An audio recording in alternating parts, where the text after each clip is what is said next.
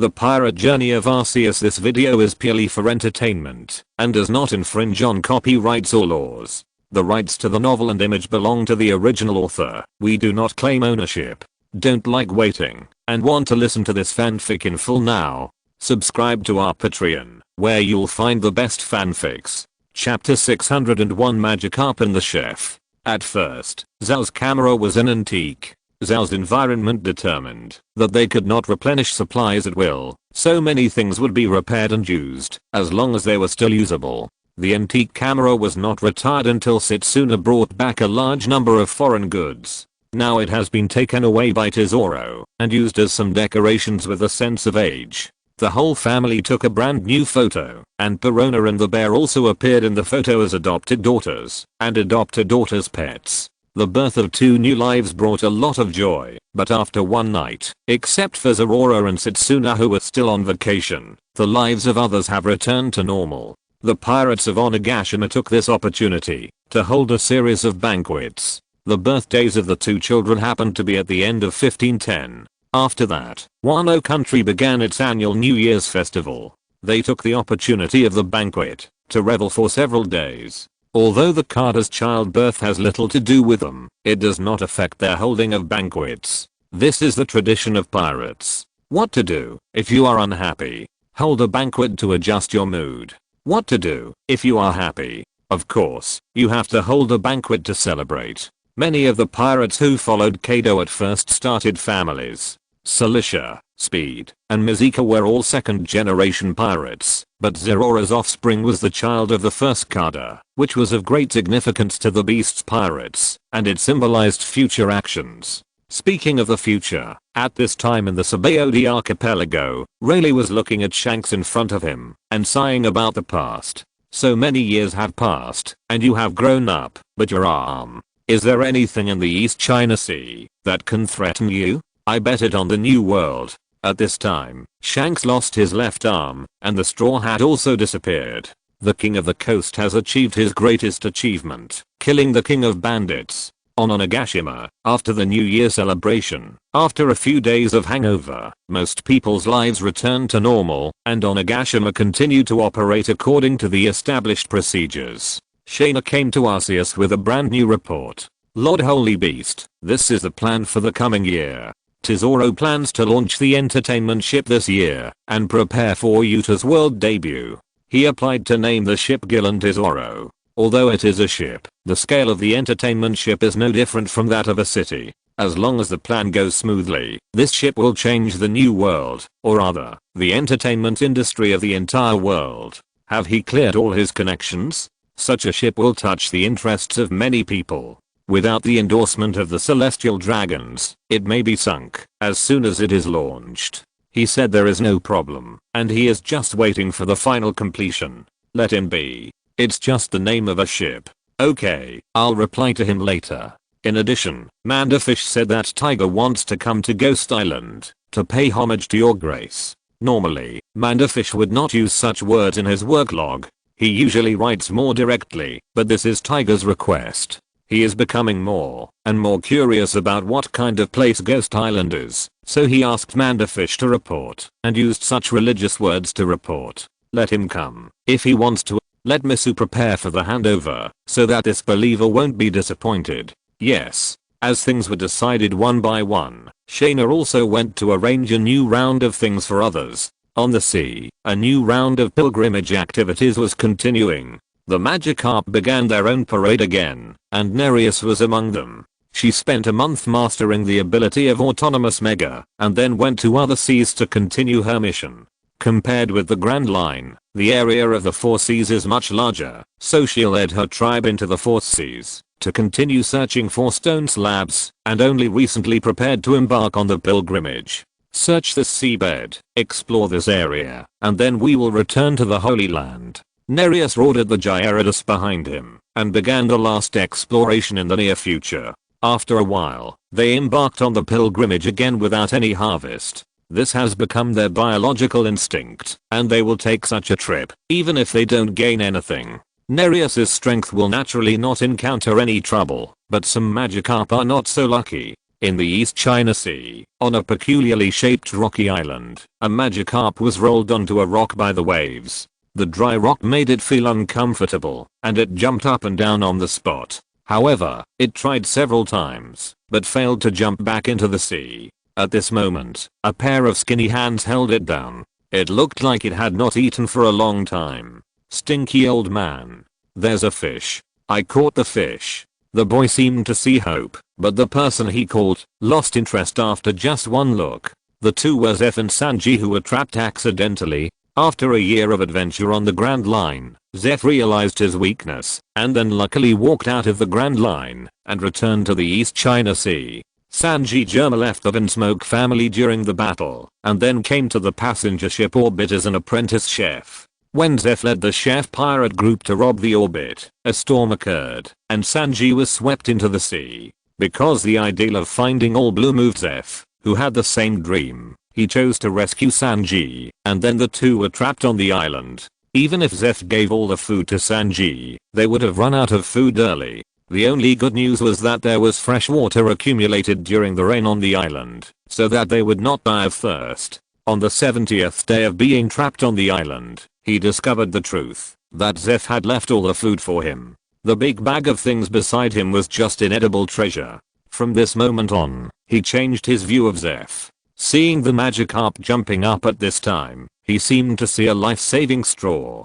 "Give up, Kit, that thing is inedible." He knew the creature Magikarp, and if there were enough tools and seasonings, he could use it to make bone soup, but he was now missing a leg, and was very weak, and he couldn't even break the opponent's scales. Sanji stabbed Magikarp with the dagger in his hand, but until the dagger rolled, Magikarp was not hurt at all. The scales of that thing are as hard as steel. It's useless. Don't waste your energy. The greater the hope, the greater the despair, when the hope is shattered. Soon Sanji lay back on the ground, no longer caring about the struggling Magikarp. The Magikarp's jumps became weaker and weaker, and its vitality was gradually lost. At this time, Sanji suddenly sat up, picked up the Magikarp, and came to the stone. "Go, since you can't eat it, then you can live well." He used to waste food, but during this time on the isolated island, looking at the moldy food in his hands, he realized the preciousness of food, and also had respect for life. Since the Magikarp can't be eaten, there is no need to let this fish accompany them on land to die. Wait. Zeph saw Sanji's behavior from the corner of his eye and hurriedly spoke to stop him, but it was too late. Sanji had already thrown it back into the sea. "You idiot, this is a big trouble." He still remembered clearly that his subordinates tried to cook a Magikarp a few years ago, but it attracted Gyarados. Sanji just used a knife, and an ominous premonition appeared in Zeph's heart, but he didn't notice that the look in the underwater Magikarp's eyes was a little different from the previous time. Chapter 602, Snail Girl, X, Carp Girl. Magikarp not only remember grudges, they also return people's kindness. For example, the large Magikarp that has a close relationship with Joey. Most Magikarp will become irritable after evolving into Gyarados. That large Magikarp is different. Joey often takes care of it and feeds it calcium tablets. It has engraved Joey's face and smell in its mind. Even after evolving into Gyarados, it is still very docile in front of Joey. The 2 cuts that Sanji gave it did not hurt. If it was caught by Sanji, then Sanji would be its enemy at this time, but it was rolled up by the waves, so the situation needs to be recalculated. Without help, it is likely to die here, so Sanji can be regarded as its benefactor. After all, it was he who sent itself back to the sea. After a little thought, Magikarp reluctantly classified Sanji as a good person, and then swam towards the distant sea. "What's wrong, old man? I can't eat it anyway, so what's wrong with putting it back? You don't understand anything. Forget it. I don't have the energy to talk nonsense with you." Since the day they were rolled onto this island, more than 70 days have passed. They haven't seen a single ship in such a long time. Even if most of the humans here are stronger, they are already exhausted. People have a deep impression of the first time. When Zeph entered the Grand Line for the first time, the first crisis he encountered was brought by Gyarados. He had never seen the evolution of Magikarp, but in his life in the East China Sea, he accidentally encountered a group of Gyarados and Magikarp living together. He thought that the two creatures were in a companion relationship.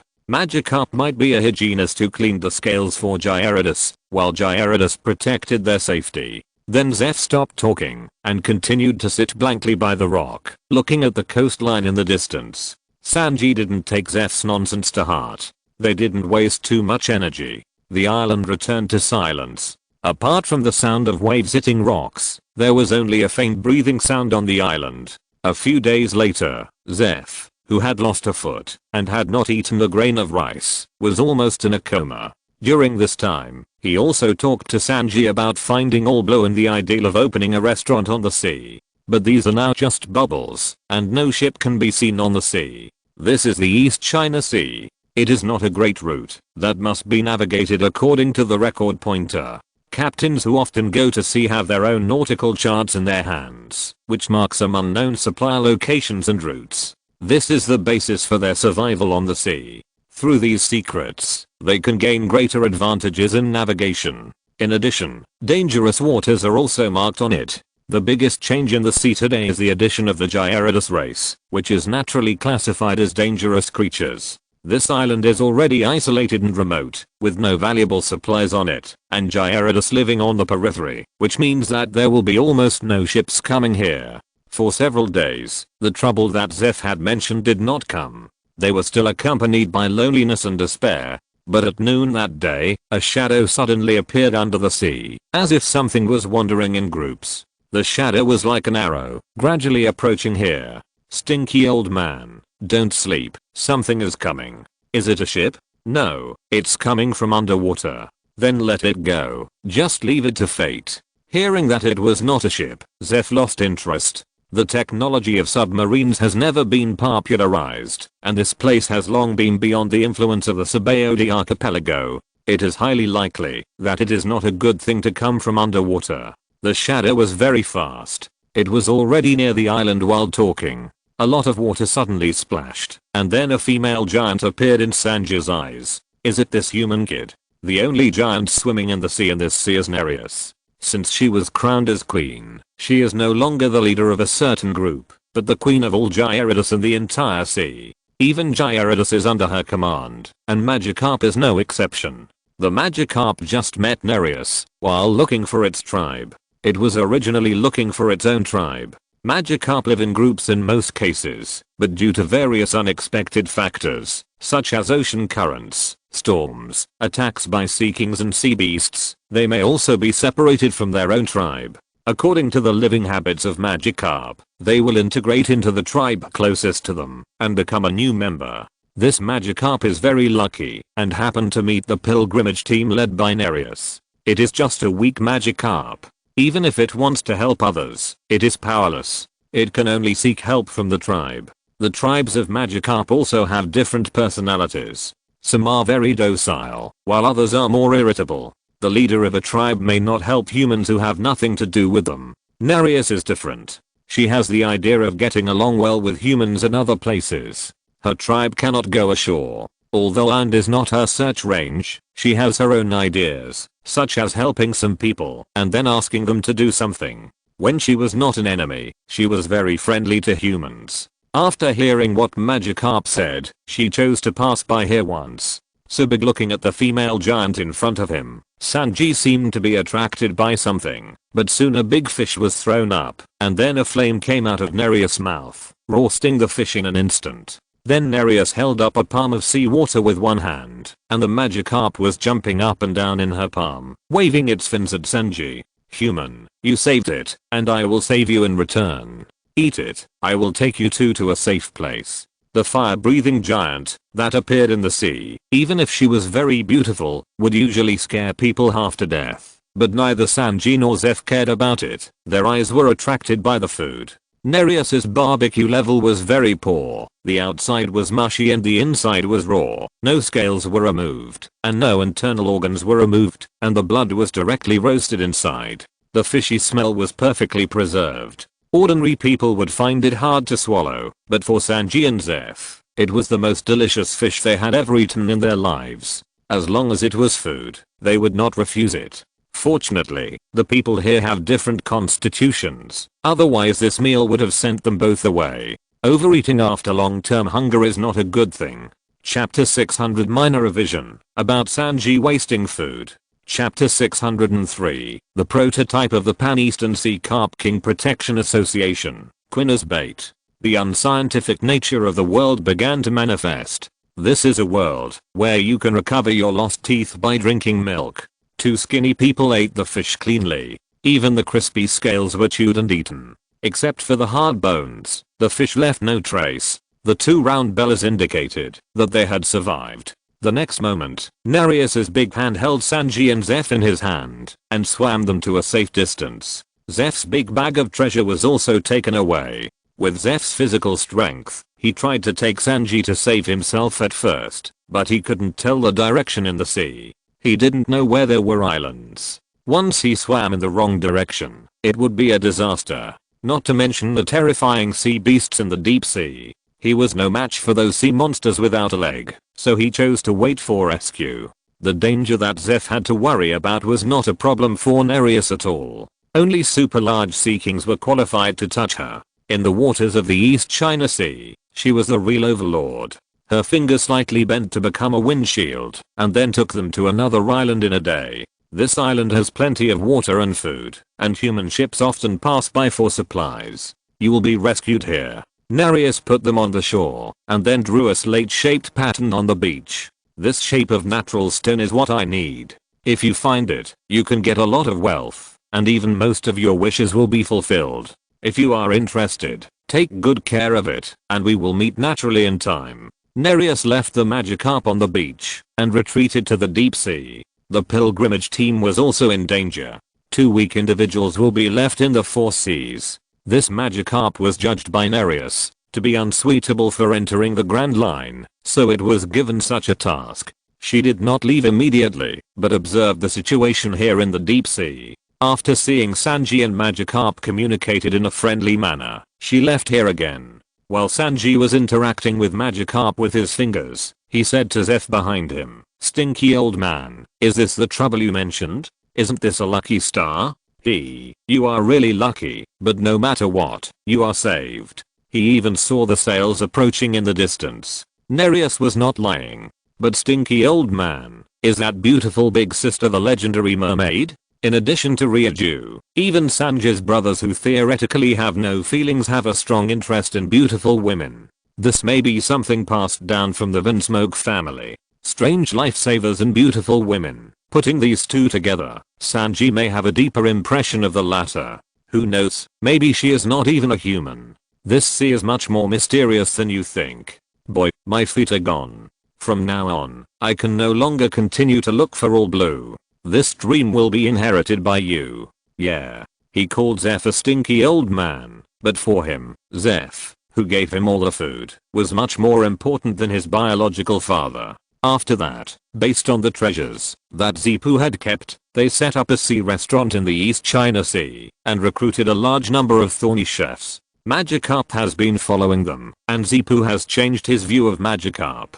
They even became the Magikarp Protection Organization in the East China Sea, treating every Magikarp on the sea well, and wrote a story similar to the restaurant culture, specifically a story similar to the Snail Girl, but the protagonist became the Magikarp who repays the favor. As the reputation of the sea restaurant gradually became popular, similar news was also spread by word of mouth among diners, and even became a famous fairy tale in the East China Sea. Of course, these are all later events, and the sea restaurant at this time is still just a prototype. Nereus and his people set out on the pilgrimage again, and Tiger was on the way to set off, but on Ghost Island, a new message came back. Master Shengju, Scourge reported that someone wants to join us. Is there anything special? This kind of thing has been happening all the time. Every year, some new people join the beasts. Since the current beasts have more complicated rules, the review of the joiners is also more stringent. They even have a probation period. Only after passing the probation period can they become a pirate of the beasts. During the probation period, violating the rules will be severely punished and blacklisted. Except for some talented people, 99% of the pirates who enter the probation period can accept the rules here. Those who can't stand it usually retreat at the first step. The current system is very complete. Unless you are a talented person, there is no need to contact Onigashima separately. The pirate this time is a former member of CP9, the captain of the Fuzzy FO pirates, nicknamed Fuzzy FO. CP9. I heard that he defected because the mission failed. Scourge couldn't judge, so he sent the news back. The CP organization has strict regulations. It has always been allowed to enter but not leave. Fuzzy FO's defection must have attracted other people to hunt him down, and the intensity of the chase must be strong enough to deal with Fuzzy FO in the judgment of the world government. He was able to escape to the new world smoothly, which shows that he still has some ability. Master Shengju, he is a running dog of the world government anyway. Otherwise, I will deal with him. I will dig out everything he knows. I also know a little bit of what Abel knows. Only when there is no one around, Shaina may mention that name. Even if Quinn is present, she will not say this name. She still has no good feelings for the people of the world government. Fuzzy FO did defect, but he was still the executioner of the world government before, which made Shaina feel no psychological burden. No need, he's just a knife. There's no direct conflict. If it's useful, it's the same. If you keep it in your hand. Yes, I understand, but Lord Shengju, this person doesn't have his own letter of surrender. Let's call Quinn here, and let him handle this matter. There has to be a result for what happened back then. Isn't he a member of CP9? He should know some inside information. Understood, I'll call him right away. Shaina knew what Arceus was talking about. About a year and a half ago, Quinn took Yamato on a mission, and then they inexplicably met CP0 in the kingdom of Kogi, and there has been no result yet. Taking this opportunity, it's just right to test the other party. Even if he doesn't know, it doesn't matter, because Quinn himself is also a bait. Chapter 604 Impatient Bait. For so many years, this is the first time Arceus has heard that a defected CP9 has escaped here alive, and he also wants to take the initiative to join the beasts. Whether the other party has a conspiracy is an unknown. If you want a fish, you naturally have to release a suitable bait. The bait cannot be too strong, otherwise it will scare the fish away directly, so Kaido is not suitable for this position. The bait cannot be worthless, otherwise the fish will not bite the hook at all, and it cannot be too weak, otherwise it will be easily eaten by the fish. The strength that has been spread out is not strong, but it has very strong strength and high value. The best candidate within the beasts is naturally Quinn. Apart from anything else, the requirement of only alive is enough. Quinn, you should still remember that incident. It has been more than a year, and it is almost 2 years, but there is still no result. Lord Arceus, the world government arranged that incident very secretly, and they didn't mention it much afterwards. Ammonite didn't eavesdrop on similar news, and there is nothing I can do. If the world government really wants to hide something, it can still hide it. For example, rocks gradually disappeared from the eyes of the world under the manipulation of the world government. It is very difficult for outsiders to find out the secret operations of CP0. If it weren't for Ammonite, the previous news might not have been obtained. To be precise, the Ammonite at this time is no longer an Ammonite. It has evolved into a thorny Ammonite. The overall appearance is no different from the Ammonite period, but there is a row of spikes neatly on the shell. The round pupils have become slender, so that it looks a little scary. Its tentacles have become more slender, and cross-shaped fangs have grown from its mouth. With this pair of fangs, it has also evolved a new ability, biting. The original water gun had no effect on Quinn, so it changed to a means of physical attack. Recently, this spiny Ammonite was still practicing the spike cannon. In a sense, its evolution was also motivated by Quinn. So your chance has come. This time, this newcomer is handed over to you. Find out what's behind it. You can decide whether to bring him back or not. Don't worry, Lord Arceus, I will take care of this matter. The person is with Scourge. Hurry up. Don't take the boat. Fly over by yourself. The flying speed of all the big carters who can fly autonomously is much faster than that of the ship, including Quinn. Although he is the slowest among the carters, he is still much faster than the bulky ship. This is the best choice when you are in a hurry. As for the physical consumption, for these animal type ability users, this consumption is nothing. Kaido still has plenty of physical energy when flying around the world every day. Although Kaido's flying method is much more labor saving than Quinn can fully bear the extra physical consumption. At Arceus' request, Quinn began his overtime field work. On the island, where Scourge was stationed, everything was the same as usual, except that there was a pirate ship belonging to Fozefo in the port. There were also several people sitting in the cabin on the island. The leader had long pink hair covering his eyes, and two horns like bull horns were exposed on both sides. He had earrings in his ears, wore a flamboyant red suit, had a slender figure, and a cigarette in his mouth. This was Fozefo, who was waiting for the result. After thinking about it, he chose to join the beasts. He didn't have any other ideas. He just wanted to protect himself. He had offended the world government. Neither the Navy nor the world government was a place for him to stay. He was not strong enough, and he needed a suitable backer. Ordinary pirate groups were meaningless. As a former CP9, he knew the background of the world government better than ordinary people. On the sea today, there were only 3 pirate groups that could prevent them from acting rashly: Whitebird, Big Mom, and Beasts. The Red Hair pirates are a rising star, and now they are in the limelight, but he and Red Hair have a blood feud. In Fuzzy Foo's opinion, if it weren't for Red Hair, he would never have reached that point. The first one to be excluded from the remaining pirates is Big Mom. She is the most unstable one among the 3 pirate groups now, and that is a purely family-style pirate group. Unless it is her children or sons-in-law or daughters-in-law, they cannot reach the top. Although Whitebird is powerful, the draw in the battle with Kaido has changed the outside world's views. This is the situation that is easy to occur when a newcomer challenges an old predecessor. If the newcomer loses, everyone thinks it is natural. If the newcomer draws, everyone thinks he is really amazing. And if the newcomer wins, it is even more amazing. On the other hand, the old generation of strong men should win. Whether it is a draw or a loss, the result will affect his reputation. Moreover, Beishao is the one who climbs to a high position the fastest among these pirate groups. As long as he has the strength and can join smoothly, he does not need to be a son or marry into the family. The position of the Kada is also entirely based on strength. For Fozefo, being a pirate was completely forced. He prefers this kind of orderly life, and the Order of the Beasts is the most to his liking. However, after coming here for several days, Scourge has not given him any answer at all, just asking him to wait. Boss, are we really going to join the beasts? HU. A strong man tightened his cotton coat. He didn't like the cold winter island. This was the countless times he asked Fozefo whether he had really made up his mind. In addition to him, there was a pair of girls who looked like twins, dressed like Catwoman.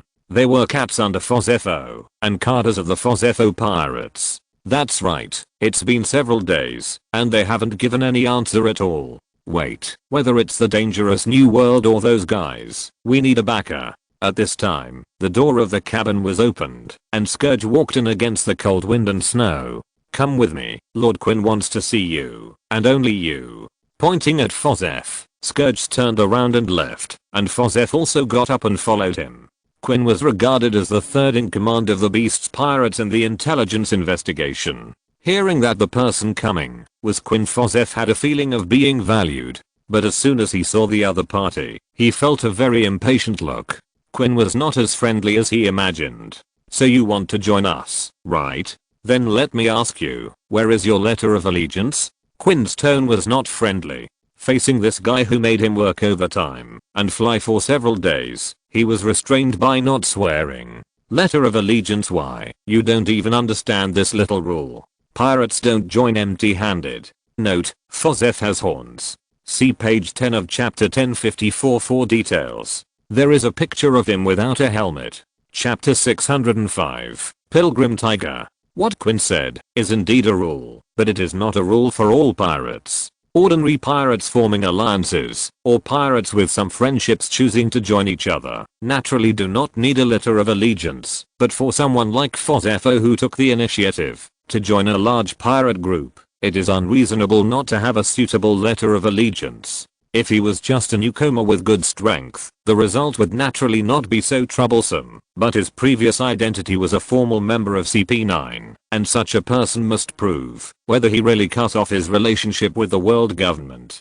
Although he was wanted, whether to want a person is a matter of a word from the world government, which can be completely faked, and has no persuasiveness at all. Is my strength not enough? Strength? Mahahaha, you think too highly of yourself. Your strength is not yet at a point where we can break the rules. But I won't make it difficult for you. Since you are a former CP9, you should have a certain understanding of CP0. Fozefo is not weak, but in today's beasts, it is not enough to rely on this alone. The value of the intelligence he can bring far exceeds the value of his military force. CP9 and CP0 are both very special in the world government's institutions. Formal CP9 members can be regarded as CP0 reserve personnel. World government personnel look for children of the right age from all over the world and then send them to special islands for brainwashing, education and special training. Under normal circumstances, they will never betray. Luxie was almost killed by the cannon of the Demon Slayer Order on Judicial Island.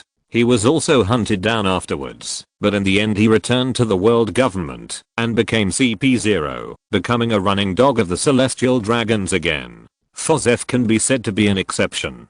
Due to the training method of CP9, they basically meet the first principle of CP0, loyalty. Fozef and Rob Luxie are the two most talented people in CP9 recently. Quinn thinks they may have access to some special intelligence. Some, but not much. Fozef is not a fool. Quinn said so. Of course, he knows what the beast has set his sights on. He is no longer going to keep these things secret. The world government wants to eliminate him, so he has to be valued by the other party as much as possible. But some of that information has expired, and some is about to expire. He doesn't know how much value these things can play. Very good, then let me ask you, in 1509, a CP0 named Kima launched an operation in the kingdom of Korkia in the East China Sea. Why did CP0 know where I was at that time? The king at that time betrayed you. Oh, are you so sure? How did you know? I have seen the intelligence of that mission. At that time, the people above originally wanted CP9 to do it, but later changed it to CP0. By the way, Kima is still alive, and you didn't kill him at that time. Because he had been in contact with it, Fuzifu directly gave the situation of that incident, which was a completely insignificant part of what he knew. Very good, very good. Then the heads of the king and the people who made the plan at that time are your token of joining us. I will give you 4 months. You can join us after completing this task. If the situation was not unsupportive, he would have wanted to directly cover that country with firepower. Otherwise others would think he was easy to bully. Now he will not go so far, but he will definitely launch a retaliatory action. A pledge of allegiance is not necessarily a gift. Such an action can also serve as a pledge of allegiance. 4 months, any problem? Don't worry, I'll arrange a boat for you, and you won't be delayed on the way. No, I'll chop off his head. He escaped from prison because he didn't want to die. Using someone else's head to exchange for a safe environment did not constitute any psychological burden for him. Soon Quinn arranged a boat for him, but he did not return to Ghost Island, but stayed here and waited. If Fozef had other purposes, he would be enough for them to bite the bait. After leaving Ghost Island, all he had to do was wait. However, he did not wait for any results. After a delay, Quinn returned to Ghost Island very safely. At the same time, Tiger also embarked on his own pilgrimage. Aaron, you should be honest during this period, and don't cause any trouble. Except for Aaron, Tiger had no one to worry about. He had been very stable during this period. His greatest interest was to do dozens of laps of the Ferris wheel every day, but this was all done on the premise that Tiger did not leave. Now he was leaving, and it was not convenient to take Aaron with him this time, so Tiger was inevitably a little worried. I know, big brother, I will stay in Fishman Street for the time being, and will not go anywhere else. Since Tiger left here, Aaron also planned to go back to Fishman Street. With the help of Otterheim, a stable tourist route was almost established between Fishman Island and this island. There were many more children of the Fishman and Mermaid tribes here recently. There were also adult fishmen and mermaids among them. Many residents of Fishman Island had their dreams of shampoo paradise satisfied here. Looking at the environment here, Aaron even remembered the days in Fishman Street before, especially when he was a child. This place was exactly the same as the paradise he dreamed of when he was a child. But big brother, you have to come back as soon as possible. I will. There are still many things to do after I come back this time. Patting Aaron on the shoulder, Tiger followed Mandafish's ship and left here and headed for Ghost Island. Let's go. Shortly after they left, Charlie's voice also sounded behind Aaron. This time, Mandafish took away not only Tiger, but Rusalka also left with him. She wanted to go to Mandafish's headquarters. Before leaving, Rusalka told Charlie that she could continue to stay here, but the owner had left, and it was not very good for her to live in the owner's house as a guest, so she followed Aaron back to Fishman Island temporarily. Although Aaron is now a lot more normal, not as extreme as before, and has no overreaction when looking at the humans on the island, Charlie still hates this guy. Because he has been inexplicably concerned about everything else recently, such as his own lifelong event. In Aaron's opinion, Charlie and Mandafish seem to have some relationship. He is a bit stubborn, and Charlie is too lazy to talk to him, so all misunderstandings are deepened unknowingly.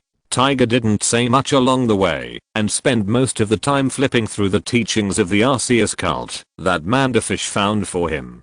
This doctrine was a handwritten version given by Misu to Tiger. During the communication, the two fanatics reached a consensus and gradually felt that the other was their confidant. When the ship arrived at Ghost Island, Mandafish came to call Tiger out, but for some reason, he seemed to see light in him. Chapter 606, Dreamy Utopia. Fish, what's wrong? Looking at Mandafish rubbing his eyes on the deck, Rusalka was a little worried about his physical condition. It's okay, I just might be a little dazzled. Look at Tiger, why do I feel like he's glowing? No, it's still the same. Boss Tiger is exactly the same as before. Rusalka looked at Tiger for a long time, but couldn't see where he was glowing. He was a snapper fishman, and didn't have a luminous organ. She didn't understand why Mandafish had this feeling. Something's wrong. Maybe I really should go for a physical examination. Forget it, I'll take Tiger to the monastery first, and then I'll take you around here. He has his own Kaido room on Ghost Island, but there's nothing to see there. He has been stationed abroad for a long time, and there's nothing in his room. Someone on Ghost Island will clean his room regularly for him. It can be said to be tidy, but there's nothing new to say. Compared to the small amusement park built on the island, where he was stationed, this is a huge difference from hundreds of acres of land to a small house of dozens of square meters. His mission was to bring Tiger back here, and then there would be professionals to take over. In terms of preaching, Misu had already demonstrated her ability, and even Shaina could not compare to her. Come with me, the monastery is here, and Sister Misu is waiting for you. As he spoke, Mandafish took the lead to walk out of the harbor and enter the prosperous area of Baywu. This is Wano country. We have built our base for more than 10 years. Now this area is called Baywu, and the current manager is Lady Shaina. Most of the infrastructure of the beasts was built in Baywu, including the Pokemon Center, the monastery, and the Squirtle Fire Department. The original harbor was also an important external transportation hub, so this area was handed over to Shaina. I read in the documents that Wano country was once a very closed country, right? The documents mentioned by Tiger were also part of the overall doctrine. According to what was said there, Wano country had been closed for many years, even more closed than Fishman Island. There are foreign ships passing by Fishman Island every day, but due to the terrain of Wano country, there are almost no outsiders. In the absence of internal support, there are only 1 or 2 outsiders who come here accidentally in decades. It was true before. Is there any problem? These people don't seem to be afraid of me. As the captain of the Sun Pirates, Tiger led the fishermen to sail on the sea for 3 years. During these 3 years, they did not enter the New World, but in the first half of the Grand Line, their footprints involved many islands. As Along said, humans look at fishermen with suspicion and fear. Unlike the beauty of mermaids, fishermen are mostly rough in appearance, which is equivalent to monsters in the eyes of many people. Fear comes from the unknown. It is precisely because of the lack of understanding that fishmen are considered terrible creatures based on their appearance. The islands outside that maintain external contacts are still like this, and the closed door Wano country should be more serious. As far as he knows, there are not many fishmen in Wano country. As for Jack, his appearance is very close to that of humans. If he doesn't say it, no one can tell that he is actually a fishman. He does not have the iconic features of a fishman. Rather than a fishman, he is more like a giant.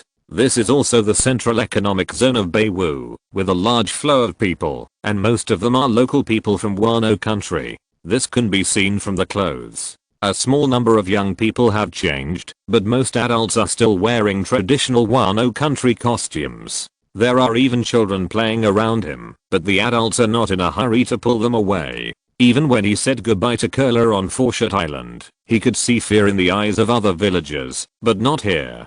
To these people, he seems to be an ordinary person. Why should I be afraid? You are just a little fierce. 10 years ago, they might have regarded you as a monster, but now it is different.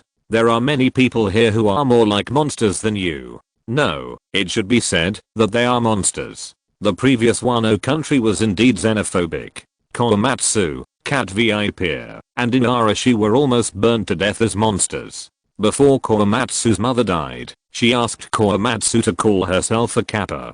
It can be seen that for humans outside, monsters named Kappa are easier to accept than fishmen. But now everything has changed. With the beasts becoming the actual rulers of Wano country, more and more Pokemon have appeared here. Each Pokemon is a brand new creature. In this environment, discrimination has naturally become a taboo in Wano country. Over the past 10 years, as Pokemon has become more and more closely connected with people's lives, Wano country has gradually become accustomed to intelligent creatures with different appearances, and Pokemon has completed the transformation from monsters to grass-headed gods. As he was talking, Tiger felt a slight vibration from the ground. A giant wild boar man more than 10 meters tall was walking towards this side with a huge rock on his back. This made him understand what Mandafesh meant by that sentence. There are many people here who look more like monsters than you. The fish man is like a monster at most, but the huge Flame King is a real monster.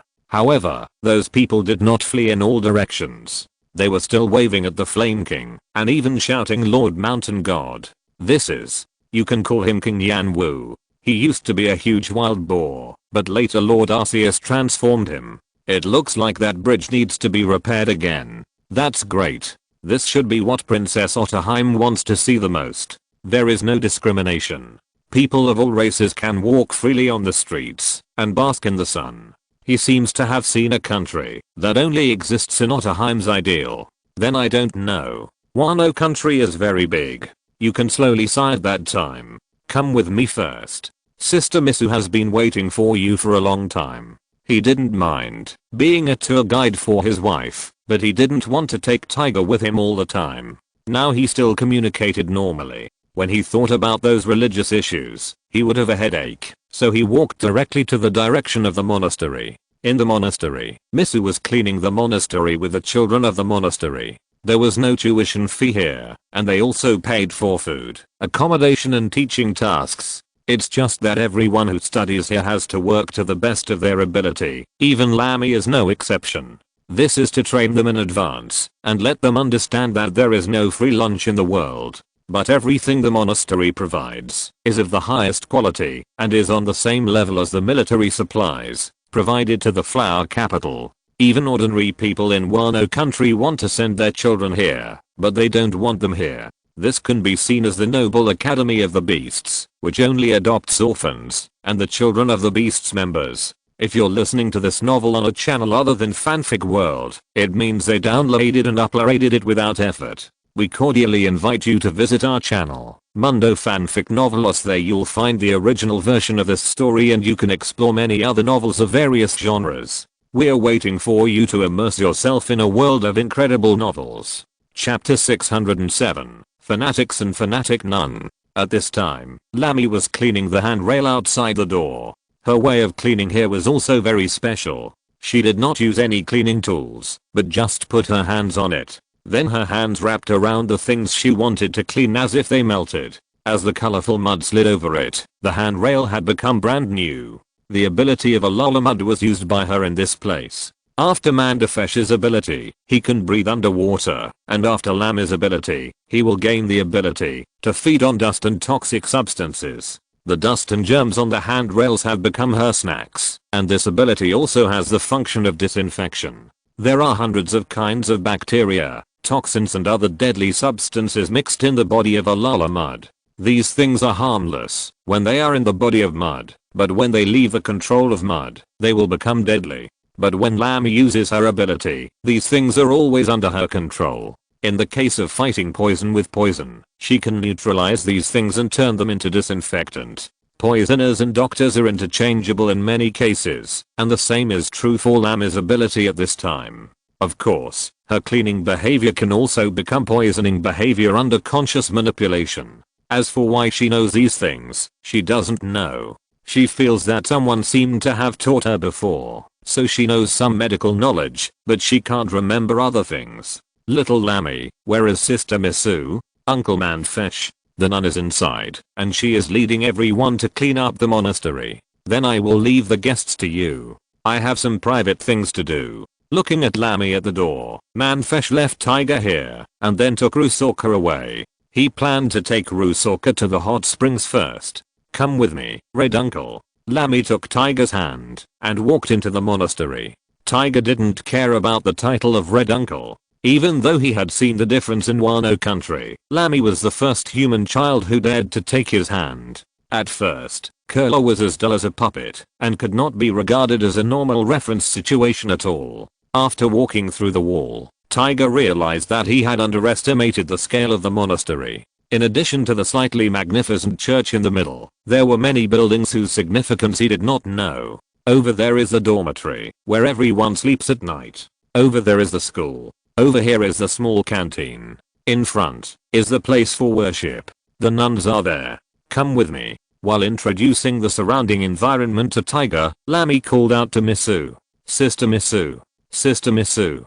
The guests brought back by Uncle Mandafish are here. After seeing Misu, Lami ran over there excitedly. Because she did not pay attention to the road under her feet, she tripped over the stairs. When Tiger was about to help her, he found that Lami's body turned directly into a puddle of mud after falling to the ground, and then stood up, as if nothing had happened. Rami, you are abusing your ability again.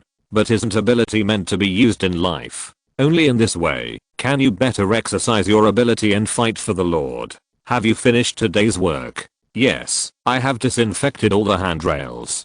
Go and have fun. There is no training today. After Rami left, Misu looked at Tiger on the side. Excuse me, this child is my daughter. You must be Tiger. I have learned something from communicating with you, and now I finally meet you. No, you helped me answer a lot of questions. You don't need to use honorifics for me. There is not much difference between us. You should have a lot of things to ask. It just so happens that I also have some questions to discuss with you. Let's talk while walking. Misu took Tiger to the church that was being built, which is also the most solemn place in the entire monastery. The stories written on the walls, the murals carved on the roof, and the statues in the room form a whole.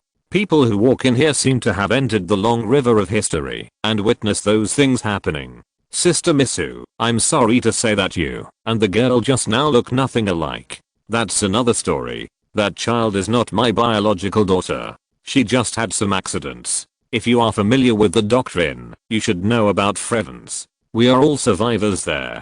Fisher Tiger, I heard that your princess has her own ideals. What do you think of her? Misu did not intend to repeat the experience of that year to Tiger and put the topic back to Fishman Island. The princess is a respectable person. She has been working for Fishman Island in her own way, but I don't think she can succeed. The princess is too idealistic. Although Tiger advocates peace, he is also a militant and has not given up the benefits of force. But today I seem to have seen the country that Princess Otterheim envisioned. If the whole world was like this, it would be a wonderful scene. Unfortunately, that's impossible, at least not now. There is no discrimination in Wano. People who work will be rewarded, and hard work will yield results. No matter which race you are, as long as you have the ability, you can gain a status here.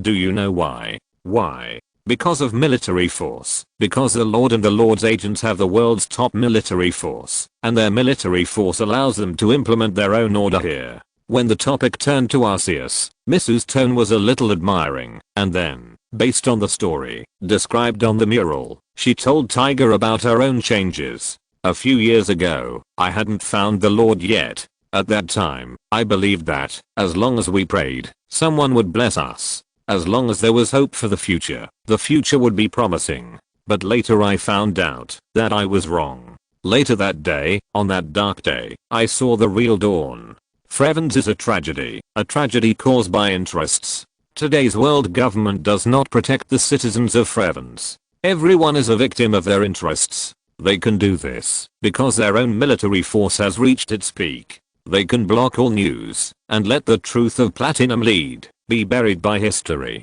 If their military force cannot be broken, then everything is empty talk. I haven't experienced what you have experienced, but I can understand your feelings. It is a dark hell. Everyone has a past that they don't want to mention. There is no need to open their own scars. You talk about force. The tip of the iceberg revealed by the world government is enough to make most people not think of resisting. We don't have this ability, but we can contribute our own strength in other places, and contribute our own strength to the restoration of the Lord's power. Chapter 608 The most practical religion in the known world. There is actually an extended side to the teachings of the Arceus cult. Finding the stone tablets is the greatest contribution that the followers of this cult can make.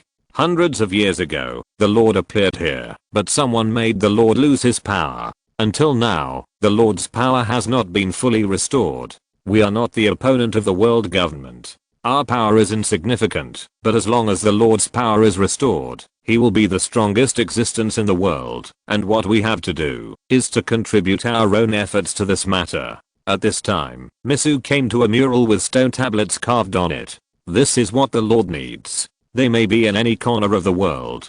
Finding clues to them is what we can do. Sister Misu, I actually have a question. You mentioned value many times in your doctrine. Is this the value you are talking about? We live in this world. Everyone has the value of their own existence. Others are not qualified to deny this value, but this value does not refer to this, but to the value to the Lord. I used to think that praying would be enough, but I found that it was not the right way. There may be thousands of people praying. When two people pray for two directions of one thing at the same time, whose ideal can be realized becomes a problem. The Lord also has his own preferences. People who can embody more value will naturally have some preferential treatment. You may think these words are a bit mercenary, but this is much more real than illusory beliefs. This is the biggest difference between the religion of Arceus and other religions: practicality. Without cultivating past lives and present lives, and without talking about enjoying the next life, if you can find what Arceus needs, you can get real benefits. Wealth, power, health, life, these are no longer illusory, and it is precisely because of this practicality that the influence of the religion of Arceus can expand rapidly. The Lord doesn't like the current framework. The doctrine clearly states that the world government is his enemy. When the Lord truly resurrects, the old framework will be overthrown, and we are all people who contribute to this process. The Lord will not let his enemies go, but he will not mistreat those who have made contributions. In that new world, where status is determined by ability rather than bloodline, your ambitions and ideals will be possible to realize. Under the statue, Misu began to outline a more perfect utopia. It was morning when Mandafesh returned here, but Tiger and Misu did not leave the church until dusk. They ended their first meeting and walked out of the church until the sun set. Some things are hard to express with words. It's evening now, and we are running out of time. Tomorrow, I'll take you around Wano country, so you can learn more. You can rest in the monastery today. Sorry to bother you. Would you like to have a quick meal? The cafeteria here has a rich variety of flavors, and there should be the kind you like. No, I've gained a lot, just in time to digest it. Tiger's notebook didn't change on the surface, but in fact, the content inside almost doubled. A day of free talk made Tiger gain a lot, and he wanted to summarize some things. Through the conversation with Misu, he felt more and more that Otterheim's ideas were too naive, and Along's approach was too extreme. He had to find a suitable middle point. Under Misu's arrangement, Tiger temporarily lived in the monastery. Manfish had similar ideas to Misu. Wano country was not small, and one day was not enough to travel around the country. When Misu and Tiger were studying religious issues in the monastery, he just took Rusoka to visit the Hakume area and experience the special hot springs of Wano country. Even in his territory, there are no natural hot springs, and Wano country has several natural hot springs due to its terrain, which have a completely different experience from artificial hot springs. Then he took Rusoka back to Onigashima. Although both of them were excellent in water, they still chose to take a boat to cross the inland sea of Wano country. It was not a good experience to get their clothes wet. Manderfish had just got off the boat when he saw Page 1 fishing by the Onigashima. Page 1. Why are you here alone? Sister Yamato and the others are having a girls' party. My sister was taken away by them. Captain Kaido is giving special training to Brother Jack. I have nothing to do, so I came here to fish. Fishing is one of Page 1's hobbies. His fishing skills are average, but he enjoys the process of fishing, especially without Ulti. When Ulti is around him, the atmosphere always becomes very noisy, so this piece is very precious to him. Then Page 1 felt a shake on the fishing rod. As he reeled in the line and lifted the rod, a good or bad star was caught by him holding the hook. I don't have any snacks for you anymore.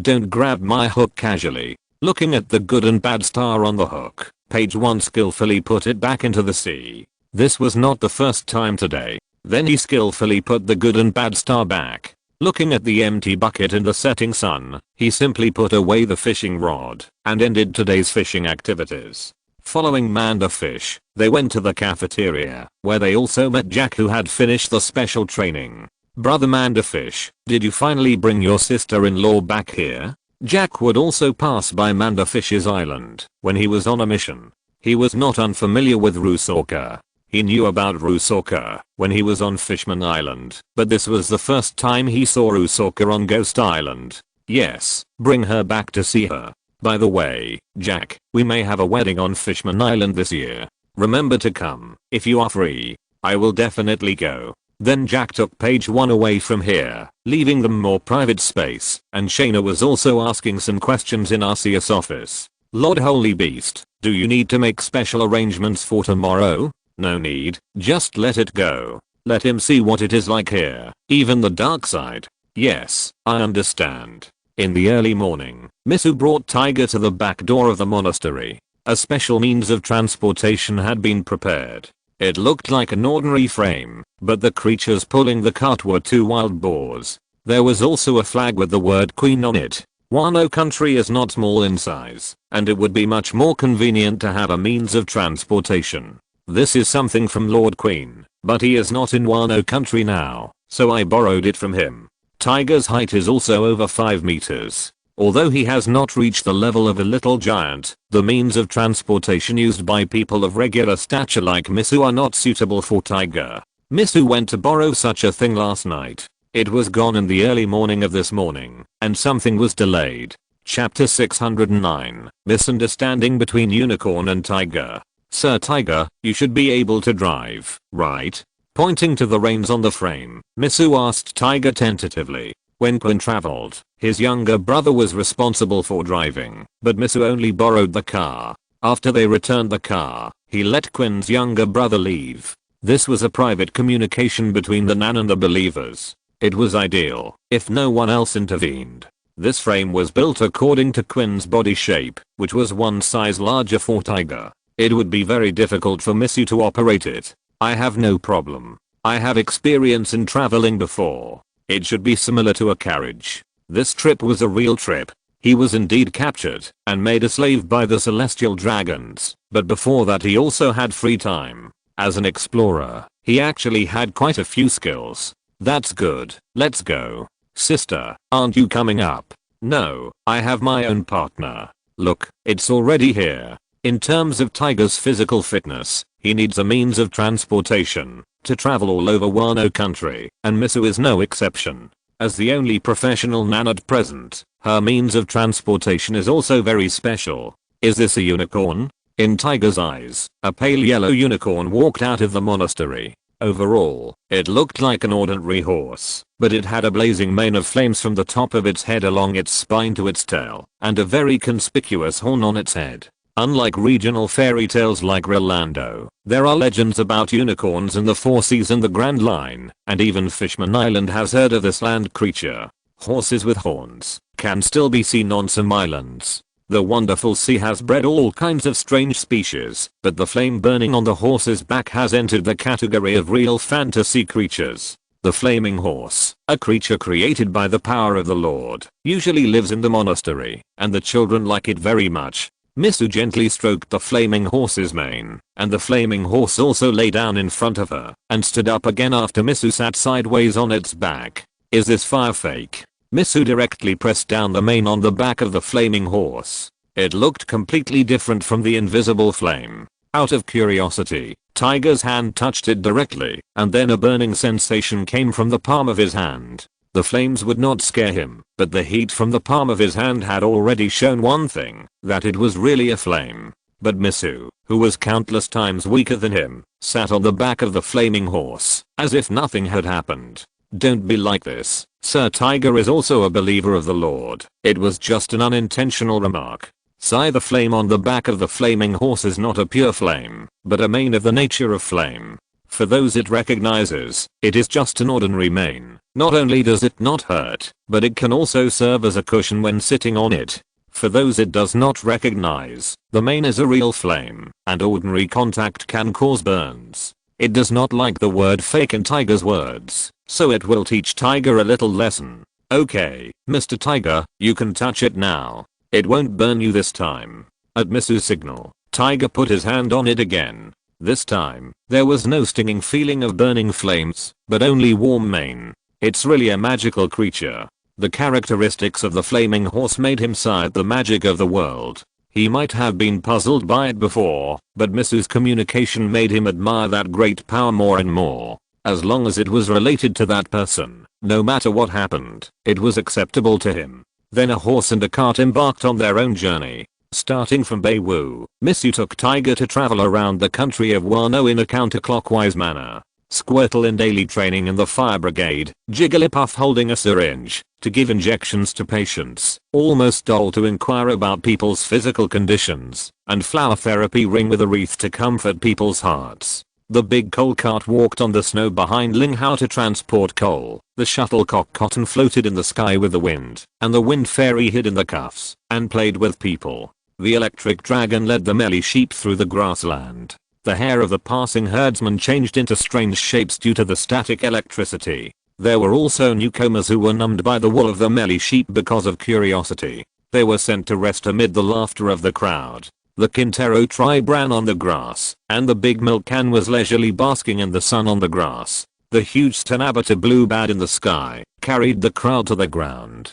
After the people on it landed safely, it waved its cloud-like wings again and came to the sky. The strange-looking bees collected honey, and next to them were the residents of Wano country who were cleaning the weeds under the fruit trees. From Baywu to Ling, after passing through Zimri, they finally arrived at Jiuli. Along the way, Tiger saw many supernatural powers and some strange scenes. For example, several children gathered around a small water park made of bamboo, where some strange mangosteens were playing.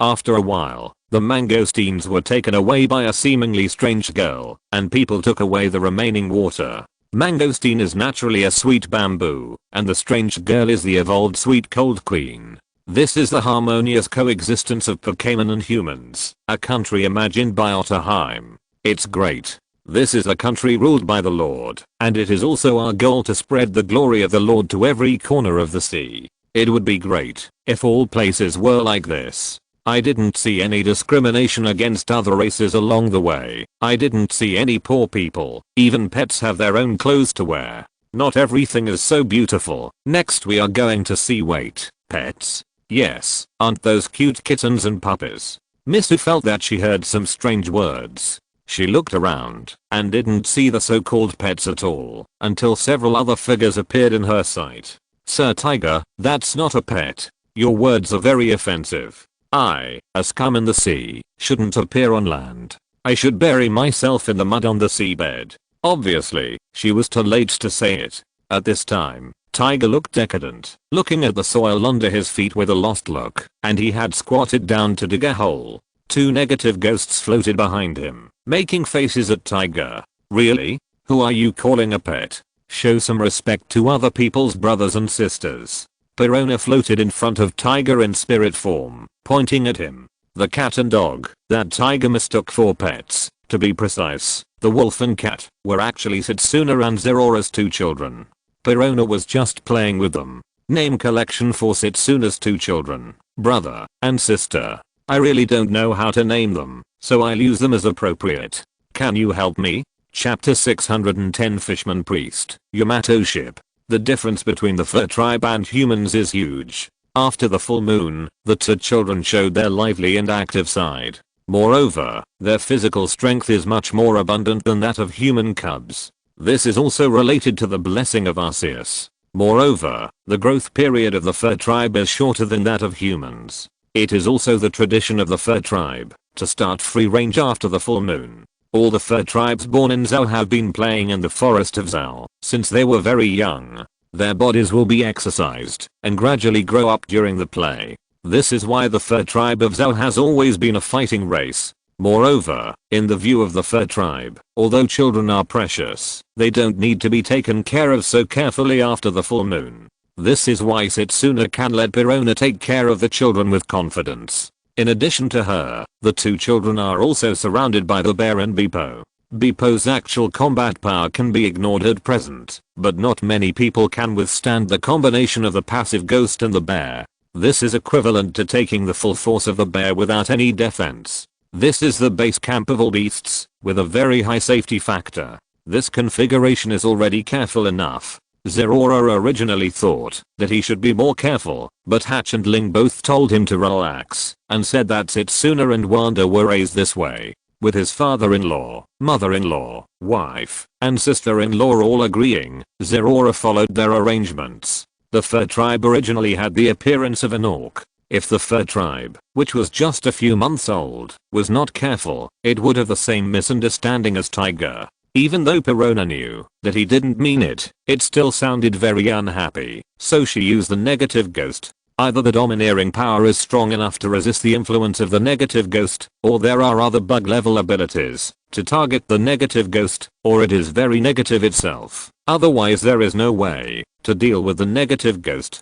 Tiger does not belong to any of the above types, so he naturally became like this. I'm very sorry, I made a mistake. When the effect of the negative ghost ended, Tiger solemnly apologized to the 2 little fur tribes. There are 2 types of people who oppose racial discrimination. One is that they hope that everyone will not discriminate against each other and can live equally. The other is that they only oppose being discriminated against themselves. While being discriminated against, they also discriminate against others. This is the most hateful person. They are discriminated against and do not deserve sympathy at all. Otterheim and Tiger both belong to the former, but the methods they adopt are very different.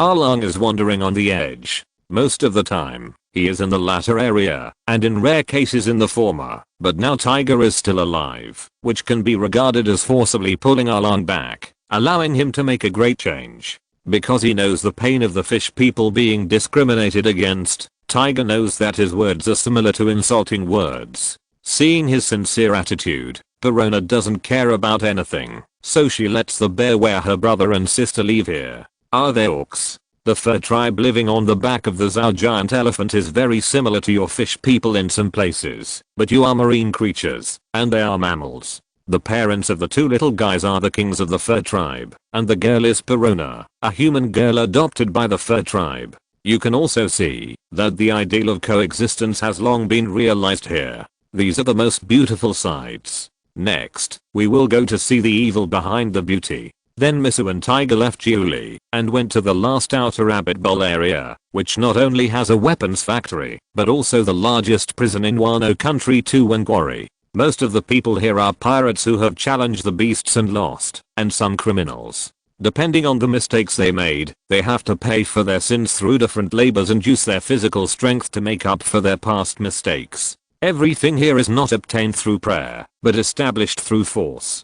Without force, no matter how beautiful the ideal is, it is impossible to achieve it. They stayed here for a short time because there was nothing to see here and the repetitive labor was boring, even if they just watched it. Then Tiger stayed here for a few more days. During this time, he also saw the prosperity of the flower capital and even had a conversation with Korematsu. He also attended several history classes in the school of the flower capital and learned a little about what happened that year. During this time, he participated in a small celebration in Wano country and participated in a lot of labor himself, but when Misu was about to take Tiger to Onigashima to meet Arceus, he refused. "Are you really not going? The Lord is not that far from us, and he is a very easygoing person." "No, sister, you have sorted out the doctrine and spread the faith in Wano country, but I have nothing in my hands and have not made any contribution. How can I be qualified to see the Lord? I have made up my mind. I have been decadent for too long and even forgot my original purpose. I'm an explorer." Tiger told Misu about his plan. He planned to return to Fishman Island and form a new expedition team with Arlong and others. It was not appropriate to stay in the amusement park built by Manfesh for Usoka.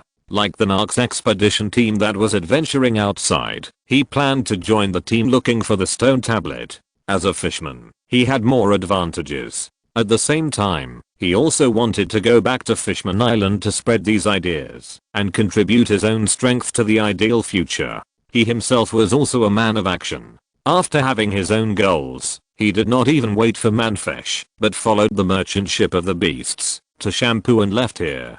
Before leaving, Misu also gave him a lot of things. "Lord Holy Beast, the fishman has left. This is Sister Misu's evaluation of him. She thinks Tiger has become a qualified priest and can spread the new faith. Although Misu has always been a nun, she is the only experienced religious personnel in the Arceus cult. The power she exercises in this religion is close to the Pope of the previous sect, but she has always insisted that she is just an ordinary nun. And Shaina's position in her heart is God's messenger, which is her goal. Her room is not only filled with art tools and books, but also with a lot of fitness equipment. She is gradually working towards some strange directions. Arceus doesn't care much about this matter. As long as there are no weird rules, he will let these people do it themselves. By the way, Lord Holy Beast, Miss Yamato's ship has been built. Miss Yamato has been wanting to sail recently, and she even named the ship Yamato. Chapter 611, the Kamenbyo warship. Jack has his own ship, and Yamato, who is stronger than him, is no exception. If it weren't for the higher requirements for Yamato than others, she could have sailed alone long ago. But giving her this ship does not mean that she has qualified. The crew and sailors on the ship are still the personnel assigned to her by Kaido and Arceus, and there is a high probability that a senior Kaido will follow her on the ship when she travels. When all the personnel are arranged by her own and no longer need to be accompanied by others, she will be officially qualified. This ship is just a phased reward. In this way, she does not need to take other ships when traveling, which is also a little recognition of her strength. It's just the name, eh? Why not? Can't I name the ship after myself? Soon, Yamato received a negative answer. Yamato, the name of the ship she had thought of, was rejected. Miss Yamato, I heard that Lord Arceus personally rejected it because this name is unlucky for a ship name, so he asked you to think of a new name. Some Yamatos are indeed very strong, but there is a very special one among the many Yamatos. The tonnage and firepower of a certain Yamato are the highest in the world, and the sinking speed is also the same. It is said to be unsinkable, but it did not have a good end under the coverage of artillery fire. Yamato's ship is not built very large. According to her own wishes, she does not want to take too many people to sea. Simple and easy to operate ships are the best, so her ship is the smallest in the Kaido sequence, about 3 times the size of the Sunshine. Compared with the flagships of small giants such as Jack and Mariah, the size of Yamato's ship can be called mini. No, I have to ask my godfather. Speed, feed Yukara for me for a while. After handing over the feeding work to others, Yamato patted the dust on his hands and walked towards Onigashima. Godfather, why is the name Yamato not good? They should have told you that it's okay to name a person, but for the ship, Yamato, you should think of a new name. Although it's a bit unscientific, you should still pay more attention to these things on the sea. Arceus itself is the biggest unscientific, but this is a magical world where ship elves are born. Some unknown supernatural events often occur on the sea, and people who often sail on the sea are very shy about some things. If you really want to insist, it's not impossible. Just strengthen the ship a little bit. He was originally firmly against this name, but seeing that Yamato was a little disappointed, it's not impossible to change a name. As for those metaphysics, he also has ways to suppress it. Forget it, Godfather, since you said so, I'll think of a new name. Well, I think names like Pokemon can also be used as a reference. Don't worry about it for now, I'll take you to visit your new ship. The question of the ship's name was temporarily put aside. Arceus personally took Yamato to visit her new ship, but the direction of travel made Yamato feel something was wrong, because this was not a traditional dock, but a laboratory of Quinn on the seashore of Linghao. There are many Quinn laboratories in Wano, including the weapons and chemical laboratories of Yuden, the agricultural laboratory of Beimei, and the mechanical laboratory here in Linghao. Godfather, this is not a dock. Your ship is here. It is different from other ships. In fact, this is a test ship. Those scholars have helped a lot in this regard. Paleontologists also have a certain understanding of biology, and there are also talents who specialize in ships among those archaeologists. There are a lot of materials in the library of the new Tree of All-Knowing. Some of the documents are combined to appear to be the manufacture of battleships, but the power system and weapon system parts are very incomplete and cannot be reproduced at all. If they are built according to this, the ship built is likely to be an empty shell. The existing power means to operate this kind of ship will be very cumbersome. In the dangerous Great Route, the overly cumbersome iron ship does not have much advantage and will become difficult to operate. However, at the request of Arceus, they still sorted out the design drawings according to the document and built a metal warship here.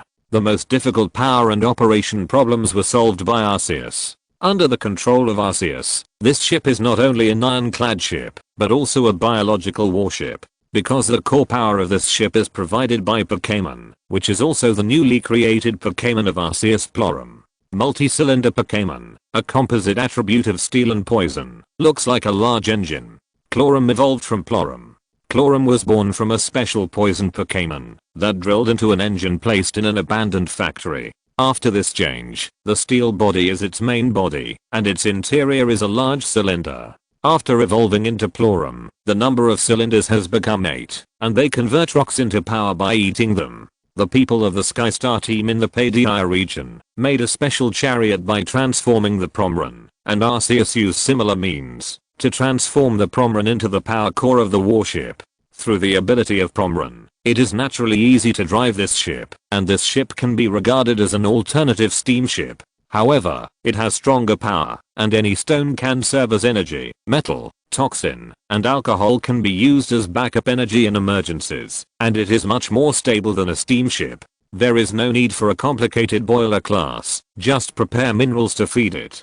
Promran can also serve as the fire control system of the ship and attack the enemy in a voice-controlled way. However, the linkage of the entire ship is not only based on Promran, but also on the existence of Rotom. There are many Rotom-style engines inside, including the captain's room. The same setting can be used to control the entire ship by commanding Rotom. The circuit in this aspect was obtained after Quinn's transformation, which is also the reason why this ship was built here. In addition to Quinn, no one in the beasts can replace him in some work. You don't want to bring too many people, so this ship is perfect for your needs. It only takes a few people to operate it. With your ability to communicate with Pokemon, you can even control the entire ship by yourself. Before Arceus finished speaking, Yamato had already jumped onto the ship that belonged to her and looked it up and down. To her, it was like a big baby. Her eyes were shining as she shuttled through the different cabins. This was simply a dream battleship. It would be even better if it could transform. Chapter 612, Miniature Pluto, The Changed Iron. The function of transformation is impossible to appear in a short time. For a ship, such a function is a bit redundant, not to mention that this problem is a type of specialized power. It is much larger than the ordinary problem and almost occupies the entire power room. Godfather, is this ship mine from now on? Yes, it is yours from now on, but if you want to sail more freely, you have to become stronger. After having a new power, Yamato's enthusiasm was burned again. It was rare to take the initiative to challenge Kaido, and this challenge also made Kaido feel very gratified, and took the initiative to return Yamato's enthusiasm with stronger power. While the father and daughter were conducting familiar training, Arceus was also discussing similar issues of warship expansion with Quinn, and the conclusion was that it was impossible. Although Yamato only recently obtained this ship, it has been in the construction sequence for a long time. It has taken a long time from design drawings to parts processing and polishing. At present, it is not possible to expand production. The original wooden sailing ship is still the mainstream of the ship. The world government, which has all the resources in the world, has not made great improvements in ships. Although the beasts have made some progress in some technologies, it still has a long way to go before they can reach the stage of mass production. But Lord Arceus, the documents of those scholars are very damaged. We only intercepted a part of them, but those documents are connected as a whole. Why do I feel that they are so similar to the legendary Pluto? Pluto, the super battleship that can destroy an island with one shot in the legend, is called an ancient weapon, and is also created by manpower. Some records in the documents make Quinn feel familiar. Maybe that's how Pluto was built, but there's no need to force that thing. Just take it out when you need it. In fact, those documents are the way ancient battleships were built. In a sense, Yamato's ship can also be regarded as a miniature Pluto, but it has lost the most critical firepower. As for the real Pluto, it is actually hidden under Wano country. The closure of Wano country also aims to make Pluto disappear from people's sight. There is no need now. When you want to use it, you can naturally dig it out. With the Lord of the Elephants who can communicate normally, the special wall outside the Wano country is nothing. Then I will stop researching this aspect. This is not my specialty. It is just a waste of time to continue. Continue with your previous topic. There is no need to replace other warships immediately. The current situation is enough. Quinn's research topic returned to the previous direction again, and Yamato was competing with Kaido for a new round of voyages. Originally, there was no such thing, but the excitement of Yamato before made Kaido have other thoughts, and added some difficulties to her before this voyage. In order to sail more smoothly, Yamato fell into a new round of hardships, and others have left Onigashima one after another. The islands outside need to be stationed. The young people who enter the sea are like leaks. They can't be cut off. Every year, there will be fearless people who come to provoke them, and supernovas with real materials often appear. In addition to the pirate alliances in the New World, who are unwilling to become foils, these cadres still have a lot of work to do. After Mandafesh took Rusalka to visit most areas of Wano country, he returned to the island, where he was stationed to continue working. The exploration ship of the beasts also continued its mission in the direction of the Four Seas, and Tiger also began his missionary journey. He left here on the merchant ship of the beasts. It would take some time to return to Fishman Island. During this time, Arlong had already returned to Fishman Island and even lived in Fishman Street for a while. The area where Mandafesh was stationed was not far from Fishman Island, so there was not much time on the road. During this time, he also encountered some unpleasant things. Jinbei, did you choose to become a running dog of the Navy? After Tiger was rescued, he left the Sun Pirates and chose to disappear. In the eyes of the world government, such Tiger is already dead. After those people have been explained, the problems of the Sun Pirates also need to be dealt with. Under the leadership of Jinbei, although the Sun Pirates have not done anything out of the ordinary, they are also unstable factors that need to be dealt with in the eyes of the world government. However, the characteristics of the fishmen make it difficult for them to deal with Jinbei. If too few people go, they can't beat him. If too many people go, the fishmen will jump into the water and run away. Even if they send high-end combat forces, they may not be able to catch the opponent, and it will give other pirates a chance. So at the World Conference in 1510, they discussed a result and let Jinbei get a position as a Shichibuke. Jinbei's strength has been recognized by the world government, and the most important point is that he is a fishman. The location of Fishman Island is very important. The world government does not want Fishman Island to be completely separated from them. Now that Tiger is dead, the biggest contradiction has disappeared. Letting Jinbei serve as a Shichibuke can not only demonstrate the magnanimity of the world government, but also strengthen the harmony between races. Of course, this harmony is mainly for the members of the member countries to see, and they want to take this opportunity to express the tolerance of the world government. The conflict between races is caused by the inaction of the world government. At best, their behavior is just pasting a piece of paper on the surface of the hole they have hollowed out. For the fishman, this position is also beneficial. In Otterheim's opinion, this can promote the understanding of the races. In Tiger's opinion, this can get some secret information. And in Jinbei's opinion, this means that the members of the Sun Pirates don't have to run around all the time and can stay safely on Fishman Island. After comprehensive consideration, Jinbei still took this position. This happened not long ago, and Tiger knew about it, but they didn't tell Along. Along's reaction was within Jinbei's expectations, but he was not angry, and even a little relieved, because this time Along said the running dog of the world government instead of the running dog of mankind. Different words mean different attitudes. This word shows that Along regards some of the human beings as enemies. Not all humans are enemies. Jinbei knows Along's character very well, and the fact that he can say this means that he has changed to a certain extent. I discussed this matter with Brother Tay, and he agreed to it.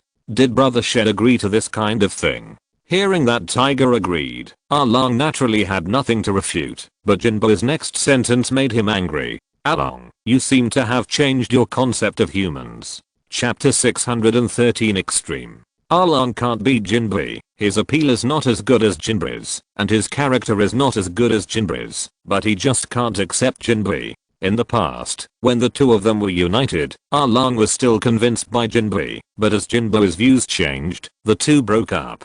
Now under the influence of Tiger and Mandafesh, he has changed a little. He has accepted some of Tiger's preaching, but he can't accept Jinbei's preaching. As for Jinbei's force, he can be said to be fearless. Even if he is unhappy, Jinbei will just beat him up, and in most cases, Jinbei will not do it. Over time, he has become accustomed to this method. In the past, when he heard Jinbei say this, he had countless ways to refute the other party, but this time was different. He couldn't say it when the word came to his lips. In the end, he said nothing and walked directly to the Fishman Street. Brother Jinbei, you are too tolerant of Along. He has no respect for you at all. Some fishermen next to him couldn't stand it anymore. It was Jinbei's position as a Shichibuke that gave them the freedom to go home.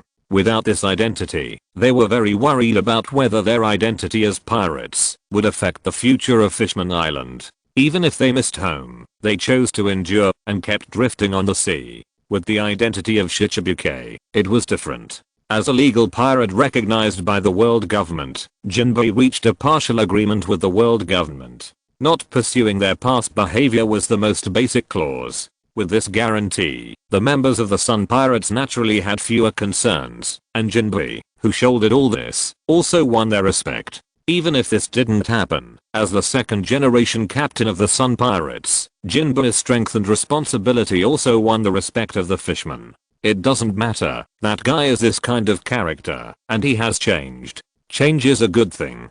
Let's go and prepare things.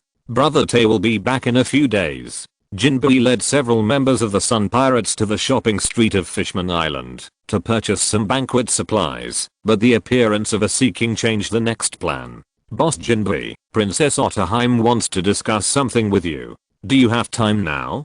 He is not only the current captain of the Sun Pirates, but also the former captain of the Sea King army. Many people in the Sea King army also use the name Boss Jinbei. Nothing, I'll just go with you. Aladdin, you and the others can continue to purchase things. Jinbei did not ask the soldier what Otterheim wanted to talk to him about. Since the soldier did not mention it on his own initiative, he must not be very clear, and the matter that Otterheim discussed with him was beyond his expectation.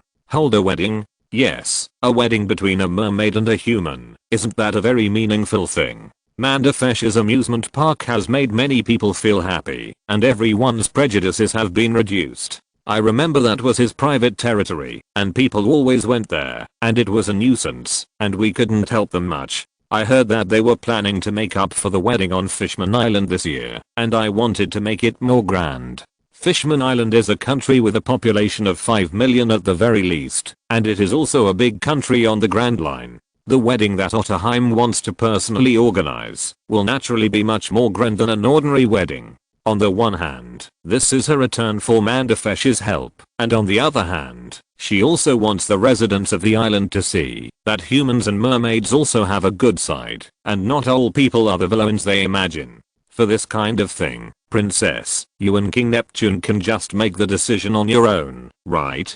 Otterheim thinks it's easy, but I think it's very difficult.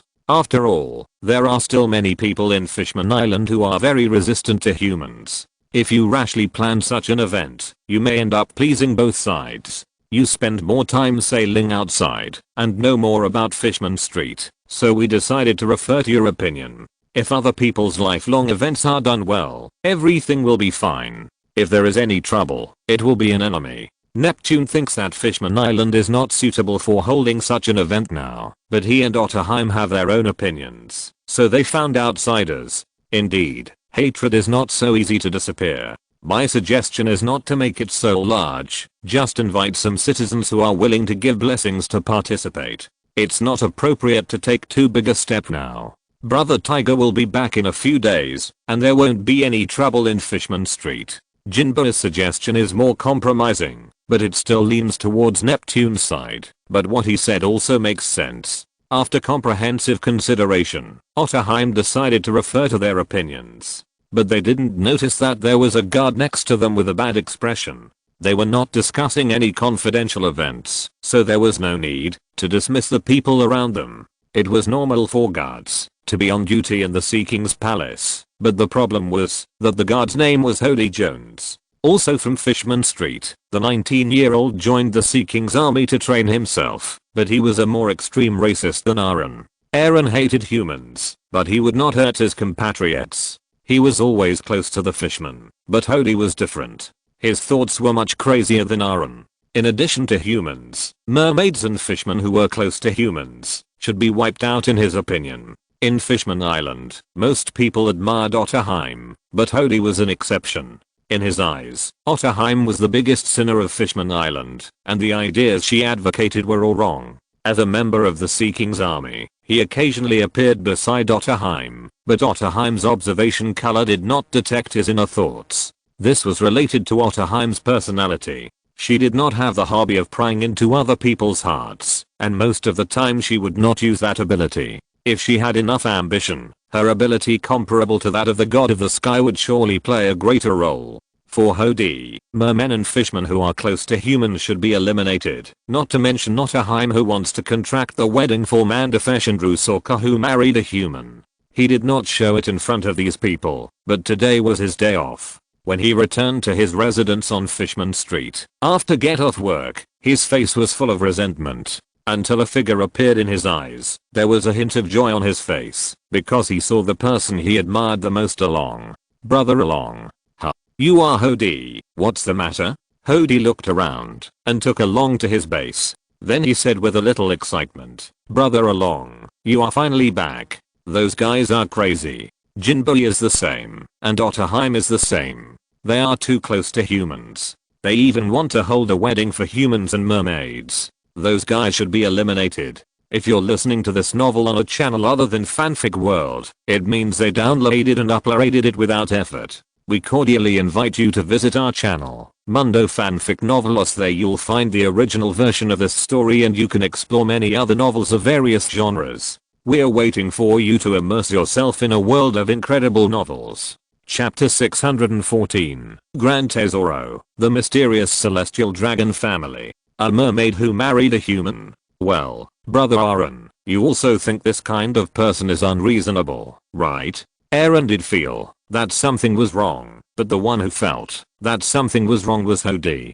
Otterheim had been carrying out her activities for a long time, but there was only some progress recently. Not to mention the mermaid who married a human. The last mermaid who had a close relationship with humans had to be traced back to the era of the previous generation of the Sea King. Among them, there may be some ordinary mermaids who have had similar experiences, but their popularity is too low, and no one knows it at all. The word marrying a human is equivalent to naming a person in Fishman Island. There is no other person except Rusalka. But Hody did not notice the change in Aaron's expression, and he was still talking to himself. Recently, those people are still going to those human amusement parks. What's so good about human things? The top leaders of Fishman Island have gone crazy. They have forgotten that fish people are the noblest species, and those humans should be humbly stepped on. Only those trash-like human paradises. Aaron's face darkened as soon as he said this, and Hody thought he was persuaded by him.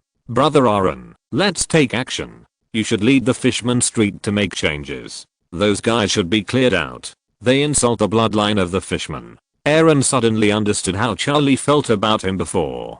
Hody's words became very harsh in his ears, especially since he insulted people who liked the amusement park. Wasn't that talking about him? The other fishermen may have only been there once or twice. He was the only one who stayed there, and Hody's elimination plan seemed wrong. According to the scope he had defined, he seemed to be the target of elimination.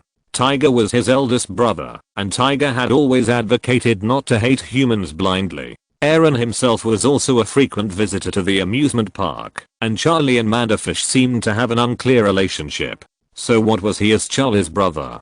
But Hody was a fishman after all, so Aaron didn't do anything. When Hody was very excited, he calmly patted his shoulder. Hody, you are too radical. How can you do that to your compatriots? Brother Aaron. Besides, it's just going to an amusement park. It's not a big deal. Who doesn't like to play? There are many bastards among humans, but there are also one or two good people. Your idea is still too immature. Then Arlong left here directly, not taking what Hody said to heart. There are many people in Fishman Street who dare to say such things, but none of these people put it into action. At most, they just talk about it. He used to fight some human pirates near Fishman Island, and then he lived in the Sun Pirates led by Tiger. Apart from that, he was just a talkative person. He still knew his level in the Grand Line. The target he talked about the most was Jinbei, because Jinbei would not do anything to him, and the safety factor was very high. Looking at Arlong who left, Hody did not call him, but the look in Hody's eyes when he looked at Arlong had changed, and there was no longer the previous admiration in it. Brother Arlong, you have also been corrupted. I have to save the fishman. He has been instilled with the idea that humans are evil since he was a child. There are many such people in Fishman Street, so Jinbei does not recommend that Otterheim make too much noise at this stage. But those people are not as affected as Hody. Hody himself has not been persecuted, but he is the craziest one, and he will never change his mind. Hody did not take action immediately, but began to plan something. Tiger and Manfish were still on their way back, and on the Red Earth continent, Tesoro got a piece of paper that looked very luxurious. With this, the subsequent plan can be implemented. Haha, Tizulo, you are such a fool. If you had told me earlier that you had such a relationship, I wouldn't have to help you deal with those things. I have nothing to do with them. Maybe they just like it. How could that be? They are celestial dragons. Forget it. I will give you a gift when you open your business. No need for a gift, but come visit often. Of course. I still have work to do. See you later. An official looking man left Tizulo, looking very respectful. Then Tizulo returned to his own territory and put the paper on the table. Xiaobei, don't touch that. I spent a lot of effort on that license. Meow. Anyway, it's very important. Go outside and get some sun first. After carrying the cat boss to the cat climbing frame on the balcony, Tizulo looked at the special license again. Why is it so smooth this time? Didn't you say before that someone was trying to trip you up? Stella brought you to back here. Except for Zinduali, who had a separate residence due to her age, and Anjuta lived with them in a semi-adopted state.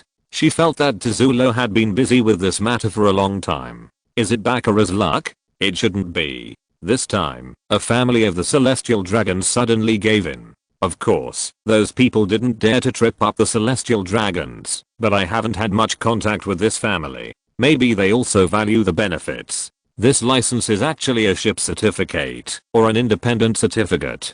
This is what Tizulo prepared for the entertainment city. The giant ship that took several years to build is now mostly completed. The Giant Tizulo is ready for its maiden voyage, waiting for such an approval. Ordinary ships naturally don't need to do this, but the Giant Tizulo is 10 kilometers long. It is nominally a ship, but in fact it is a floating city on the sea. Such a ship cannot sail and operate on the sea without the tacit consent of the world government, and this is what Tizulo is busy with. He hates the celestial dragons, but the power of the celestial dragons is what he can use the most. His goal is to replace taxes with a share of the heavenly gold, so that this place can become the economic center of the underground world. The previous official wanted to make more money in this process. He was about to succeed, but there was a sudden change above. The Figurant family suddenly intervened to support Tizulo's behavior. The intervention of the Figurant family also affected some things. Tizulo originally used money to establish a connection with some celestial dragons. With the help of this relationship, he earned a lot of money and brought huge profits to the celestial dragons. Because they were worried that Tizulo, the cash cow, would leave, they also directly agreed to this matter. With the support of the two families, the world government naturally gave a green light all the way. Giant Tizulo directly changed from a ship to a special independent country. Chapter 615 The Grey Center of the Future. 800 years ago, who regarded themselves as descendants of the creator, became the current celestial dragons. Celestial dragons are not individuals, but these 19 families, and the Don Quixote family with many exceptions, is one of them. Daddy said that magic should be defeated by magic, so celestial dragons should be used to deal with celestial dragons. Celestial dragons are the ultimate privileges in this world.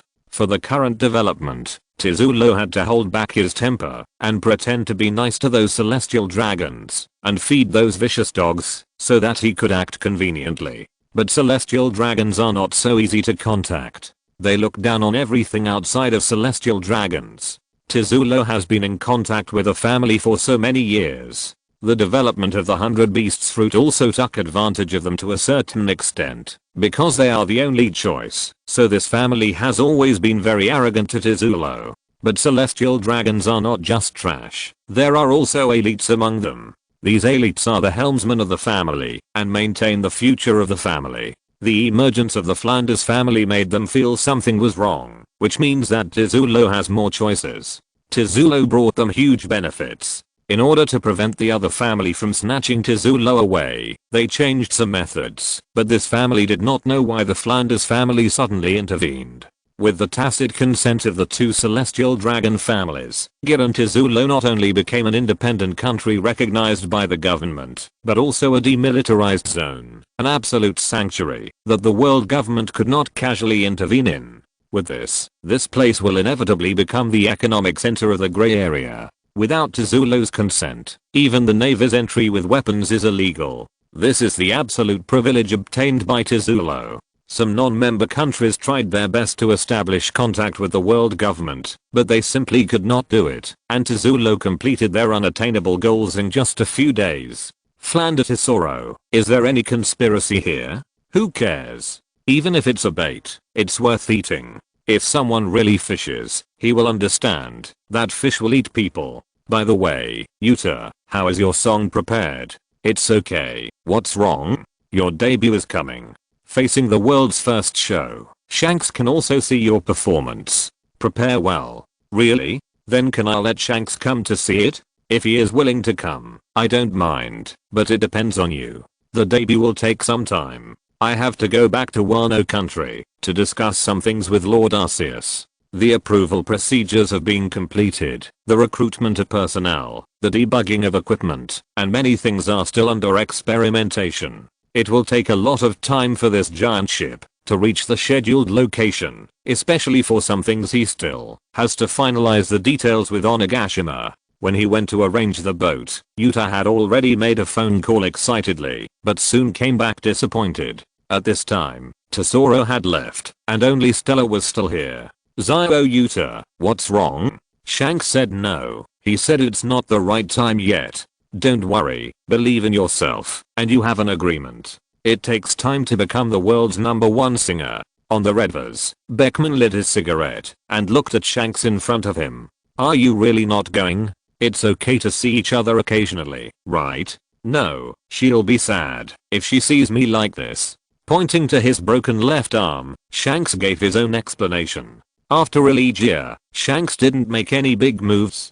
Although he was called the person closest to the Emperor of the Sea at that time, he disappeared after that. There was no news about him in the newspapers. At least the news of his broken arm had not spread, and only a few acquaintances knew about it. All these people were shocked that he lost an arm in the East China Sea, whether they were enemies or friends. By the way, what did you do a few days ago? You were so secretive. Nothing, just a little thing. After the rubber fruit was robbed, Shanks began to enter the upper class's vision. After the Elegia incident, Shanks attracted more attention, including the world government. He just did a little thing. In the underground world of the New World, the news of the completion of the Grand Tesoro almost caused a major earthquake. The demilitarized zone recognized by the government is simply a paradise for transactions. It can be seen that the future underground economic center will inevitably move here. The beast fruit is the king of the underground world. With this ship, their position as the head of the underground kings can no longer be shaken. There is still some time before the ship is officially launched, but the reporters sent by Morgans have entered the Grand Tesoro in advance and have released news about this entertainment city. The news that everything, except the casino, is free on the first day of business also attracted the attention of many people. Tesoro, who returned to Onigashima, is not only formulating relevant details, but also asking Onigashima if anyone wants to participate in the opening ceremony. Is it okay for pirates to go to such a place? Of course it's okay. There is no distinction between pirates and navy on this ship. There are only guests. Miss Yamato, my efforts over the years have not been in vain. As long as the world government has not broken with them, the stability of this ship will not be broken. According to the intelligence he received, the opening ceremony of this ship can be said to be a mixed bag, almost covering all the forces in the underground world, and many people have connections with the world government. Unless the world government wants to reshape the entire underground world, it will never do anything at this time. According to the list, even the members directly under the world government are on it. Father, can I go to play? If you want to go, go. You also have to familiarize yourself with what industries we have under our command. But Tesoro, are there any fighting projects on the ship? Not yet, but Governor Kaido, you should not be interested in that kind of battle, and your identity. It's okay for ordinary pirates to go, but if Kaido, the Emperor of the Sea, really appears on it, it will cause unrest. Aha, don't worry, I'm not interested. If there's any deathmatch event, remember to send Yamato to me. The little bit of emotion that Yamato finally felt in her heart disappeared. She knew that Kaido, her biological father, would never say anything good. Okay, if anyone wants to go, you can take them with you. For the rest, you can discuss it with Arceus. I'd better go drink. Kaido was not interested in this kind of entertainment ship. He just happened to be training Yamato, so he listened to the plan. Tesoro also found Arceus with a few turtles. It was a new species he found on an island. Chapter 616. The transformable Pokemon appears. In addition to the muscular turtles, Tesoro also brought golden bats and owls with glowing eyes. Tesoro brought these strange animals to Arceus. Did you rob an island of rare animals? Looking at the various strange species brought by Tesoro, Arceus was puzzled where he found these strange things. Those golden bats just looked a little fierce, but the turtles and owls were different. Those turtles have well-developed muscles on their limbs and can walk on 2 feet like Kappa. These are the muscular turtles that acted as locomotive engines in Tesoro's original timeline, and they are also the power source of many things on Gil and Tesoro. Before, he commanded those turtles by enslaving them, using electric shocks to prompt them to work, and completely controlled them through the golden fruit. But now Tesoro is not so extreme, and he will not do such enslavement, and his golden fruit has not yet been cultivated to the point of awakening. Now Tezulo lacks absolute control over Gil and Tezulo, which is why he came here. He wants to get some help from Arceus. Someone accidentally discovered a rare animal island in the doldrums while sailing, and it was full of these strange species, and this owl. Lord Arceus, you see, their eyes can emit red light, and have the function of infrared scanning. They will sound the alarm when they find the enemy, but they can only detect living creatures. He also demonstrated the ability of these owls. When living creatures appeared in their sight, these owls started to call one after another, and the calls one after another seemed to be conveying secret signals. In addition, I also encountered 2 giant sea turtles. They can tow the ship like the water snakes of the 9 snakes. Owls and bats are okay. I plan to put those bats in some drainage pipes of the ship to deal with some thieves. Owls can also be placed in some key places to act as alarms. There are not many of them. These mussel turtles are the main species on that island. They can even serve as the power source of small racing cars. I plan to make this a project of Gil and Tizulo, but how to communicate with these turtles is a problem. How did you bring them here? I don't think they have any intention of resisting. The intelligence of those bats and owls is not high, but Arceus feels that these mussel turtles have a high degree of wisdom, and they all voluntarily followed Tizulo here, without any intention of being coerced. Because the island is in the doldrums, the supplies are very tight. The food for these turtles seems to be a little insufficient. I have reached some deals with them with food. Wait a minute. Tizulo's ability to control a large amount of economy is inseparable from this ship. In addition to the fruit of the 100 beasts, this ship can also bring huge benefits to the 100 beasts. Guests from all over the world also mean a more complex intelligence network, so Arceus doesn't mind dealing with some troubles for Tesoro, such as negotiating with these mussel turtles. There are many magical species in the pirate world, such as the snails of Denden Mushi. They like to be fed by humans and voluntarily transformed into Denden Mushi. These mussel turtles don't have that kind of habit, more like a group of workers, and finally Arceus reached some agreements with them. The mussel turtles are divided into 3 shifts, and each shift will work 8 hours a day in the future, but 3 meals and snacks must be provided in a day. They have to drink milk in the morning, and have an hour of rest time for each shift. They also want wages, bonuses twice a year, and special annual leave, and wages must increase proportionally. Gil and Tesoro must have a special turtle store, and their basic turtle rights must be guaranteed. Looking at these bargaining turtles, Arceus suddenly found them very interesting, so he agreed to these conditions that were not too excessive. These turtles seemed to have no clear economic concept, and did not require a high amount of wages, as long as they were enough to eat and drink. According to their description, the number of turtles on the island has reached the limit, so they came with Tesoro to see if there is any other way out after meeting him. After reaching a cooperation with these social turtles, Arceus had them sent to the fire station to let them communicate with Squirtle, who is also a turtle. I will prepare an electric beast and a few rottams for you, so you don't have to worry about most of the problems. How is the business research going?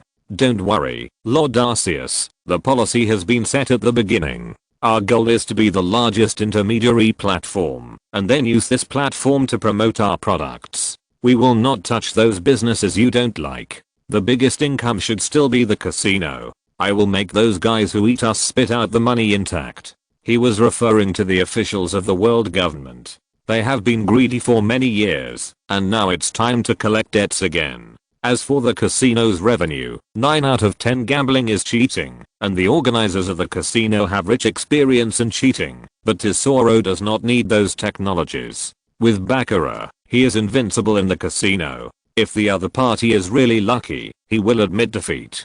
They can afford to lose in this regard, but if they dare to play tricks, he will not be polite. In the face of absolute luck, some small tricks are useless. Turtle racing is a new project. Although it is similar to horse racing, this novel way should attract a lot of people. The casino needs its own characteristics, which is why Tesoro hired these muscular turtles. Compared with ordinary horse carriages, these turtle carriages can attract people's attention. In this case, I will support you with another unique project. Motorcycle racing should be a good project. A green Pokemon appeared in front of Tesoro. It looked like an ordinary lizard, but it had a special structure similar to a tire on its chest. This is a motorcycle lizard, a gentle Pokemon that is very good at running and can even transform into a motorcycle-like form for special movements. They are very special and very different from ordinary cold-blooded animals. They will use the body temperature of the human sitting on their backs to warm the blood on their backs to restore vitality. The maximum speed when carrying a person can reach 120 km/h. The hard head and flexible thick tail not only help to mitigate the impact and maintain balance during running, but also serve as a powerful means of attack in battle. With their participation, even unregulated motorcycle races can be held on Gran Tesoro, and the outcome is completely under Tesoro's control. Chapter 617. Motorcycle Lizard Patrol Corps, combining kindness and strength. From the perspective of outsiders, casinos have countless uncertainties. There are always people who want to get rich overnight, but that is simply impossible. The random probability that outsiders see does not exist at all for the organizers. Everything is under control. The size of the motorcycle lizard is larger than the original form. This is to adapt to the size of people in this world. Otherwise, according to the original size, the motorcycle lizard is only suitable for 10-year-old children to ride. However, those little giants are still not qualified to participate. Their size has nothing to do with the competition. The enlarged size is mainly to allow normal people with a height of about 3 meters to participate. Participants compete for prizes, and onlookers bet on the winner. Only enough uncertainty can make those people dare to bet on it. The beasts cannot control all the riders, but these motorcycle lizards are individuals who can understand commands. Before we start business, you should teach them how to play a fake match. It's boring if they lose too obviously. Arceus then looked out the window. After the appearance of the motorcycle lizard, Yamato became very interested in this kind of transformable Pokemon. Although it is not as cool as the Mecha, it also has enough cool characteristics. At this time, she was running along the coast of Onigashima like the racing gang, with a bit of the style of the biker gang. Yes, I understand, you don't have to worry about this. Train a group of professional riders from the trustworthy people, let them partner with the fixed motorcycle lizard, and serve as the patrol guards of Gran Tesoro in the future. Don't underestimate them. These little guys are also capable of fighting. They are also dragons. Motorcycle lizard, a riding Pokemon. Dragon plus general attribute, although it looks like an ordinary lizard, but there is also dragon blood flowing in its body. With the unique ability to transform, they can form a special motorcycle unit to speed up the construction of the semi-mechanized corps. Like the air cavalry of the Millennium Dragon, it has become a very special unit within the beast. It's just that the Millennium Dragon Sky Cavalry can fly, so there is no inconvenience in moving on the sea. Although the motor lizard can swim, it mainly moves on land, and there are too many restrictions on the sea. The sea city of Gran Tesoro just gives them space to move.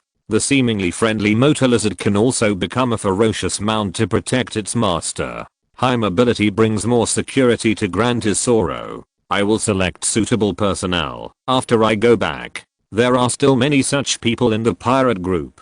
The members of the partner Pokemon are all old beasts. In this case, they will definitely give priority to their own people, such as some pirates who are too old to fight on the front line and start to move to the second line. The only wanted members of the tens of thousands of pirates are the carders. After they move to another place, no one knows who they are. There is one last thing. Are all the relevant personnel ready? Basically, we are just short of the final test. Do you have any other arrangements? Prepare a set meal for Yamato, so that she will understand what it means to lose every time she gambles.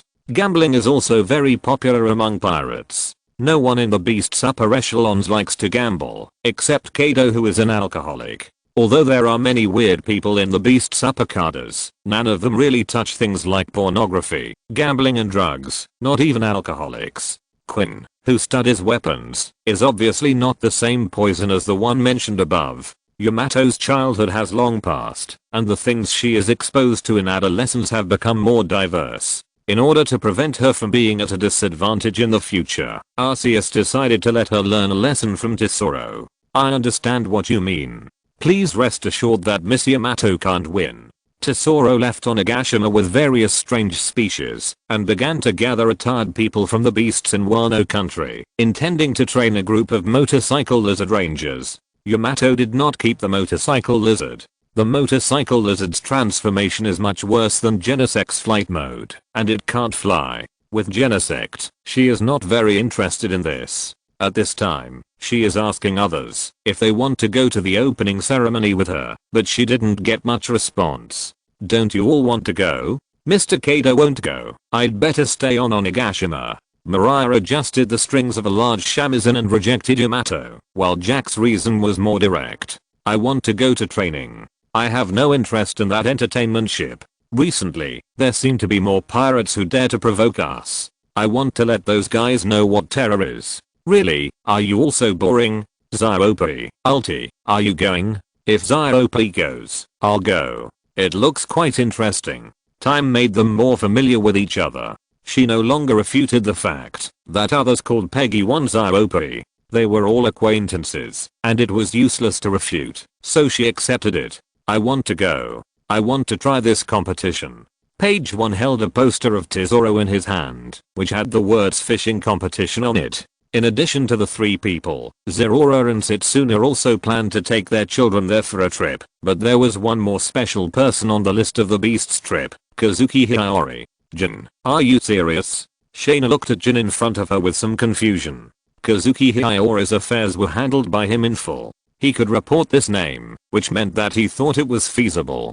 You should know that she is just a puppet. I know, but that place is our territory. I don't think she will have any chance when Zerora and I are there at the same time. And we have given her enough deterrence, and she has cooperated enough over the years. You know the principle of using both kindness and force. It is not in our best interest to keep her there. The attitude of the puppet is not important, but a puppet that actively cooperates is obviously much more useful than a puppet with a rebellious heart. This is the judgment that Jin has made after actually controlling the Flower City over the years. He believes that giving the other party appropriate benefits is conducive to future development. But let the Holy Beast make the decision. If he agrees, you don't have to worry about it. That's right. Wait for me. There was nothing wrong with Jin going directly to Arceus, but this was an established process. If there was nothing serious, it was usually Shaina, the secretary, who would convey similar matters. In the end, Arceus did not reject the proposal. As Jin said, there was nothing wrong with giving some benefits appropriately, and the strength of the people on the list was enough to deal with special situations.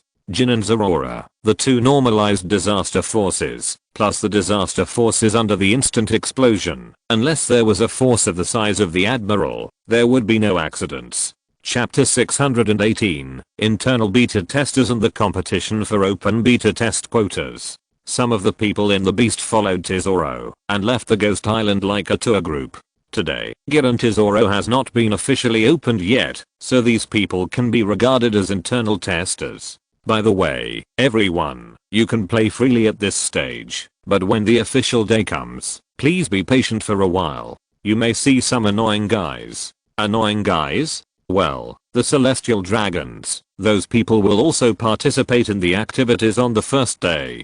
They are really annoying, but they are still useful to us now. I will send them away as soon as possible, probably in about 10 minutes. The celestial dragons are also very contradictory creatures. On the one hand, they like to join in the fun, but on the other hand, they disdain to be in the same air with ordinary people. So Tesoro built a space for the celestial dragons at a high place, and the glass cover isolates them from the outside world. This way, out of sight, out of mind, there is no need to worry about these guys being annoying, and it can avoid risks, and you can also collect an IQ tax from them. This space is said to have compressed air imported from Mary GIs, which perfectly meets the needs of the celestial dragons. Such a configuration naturally charges a high fee.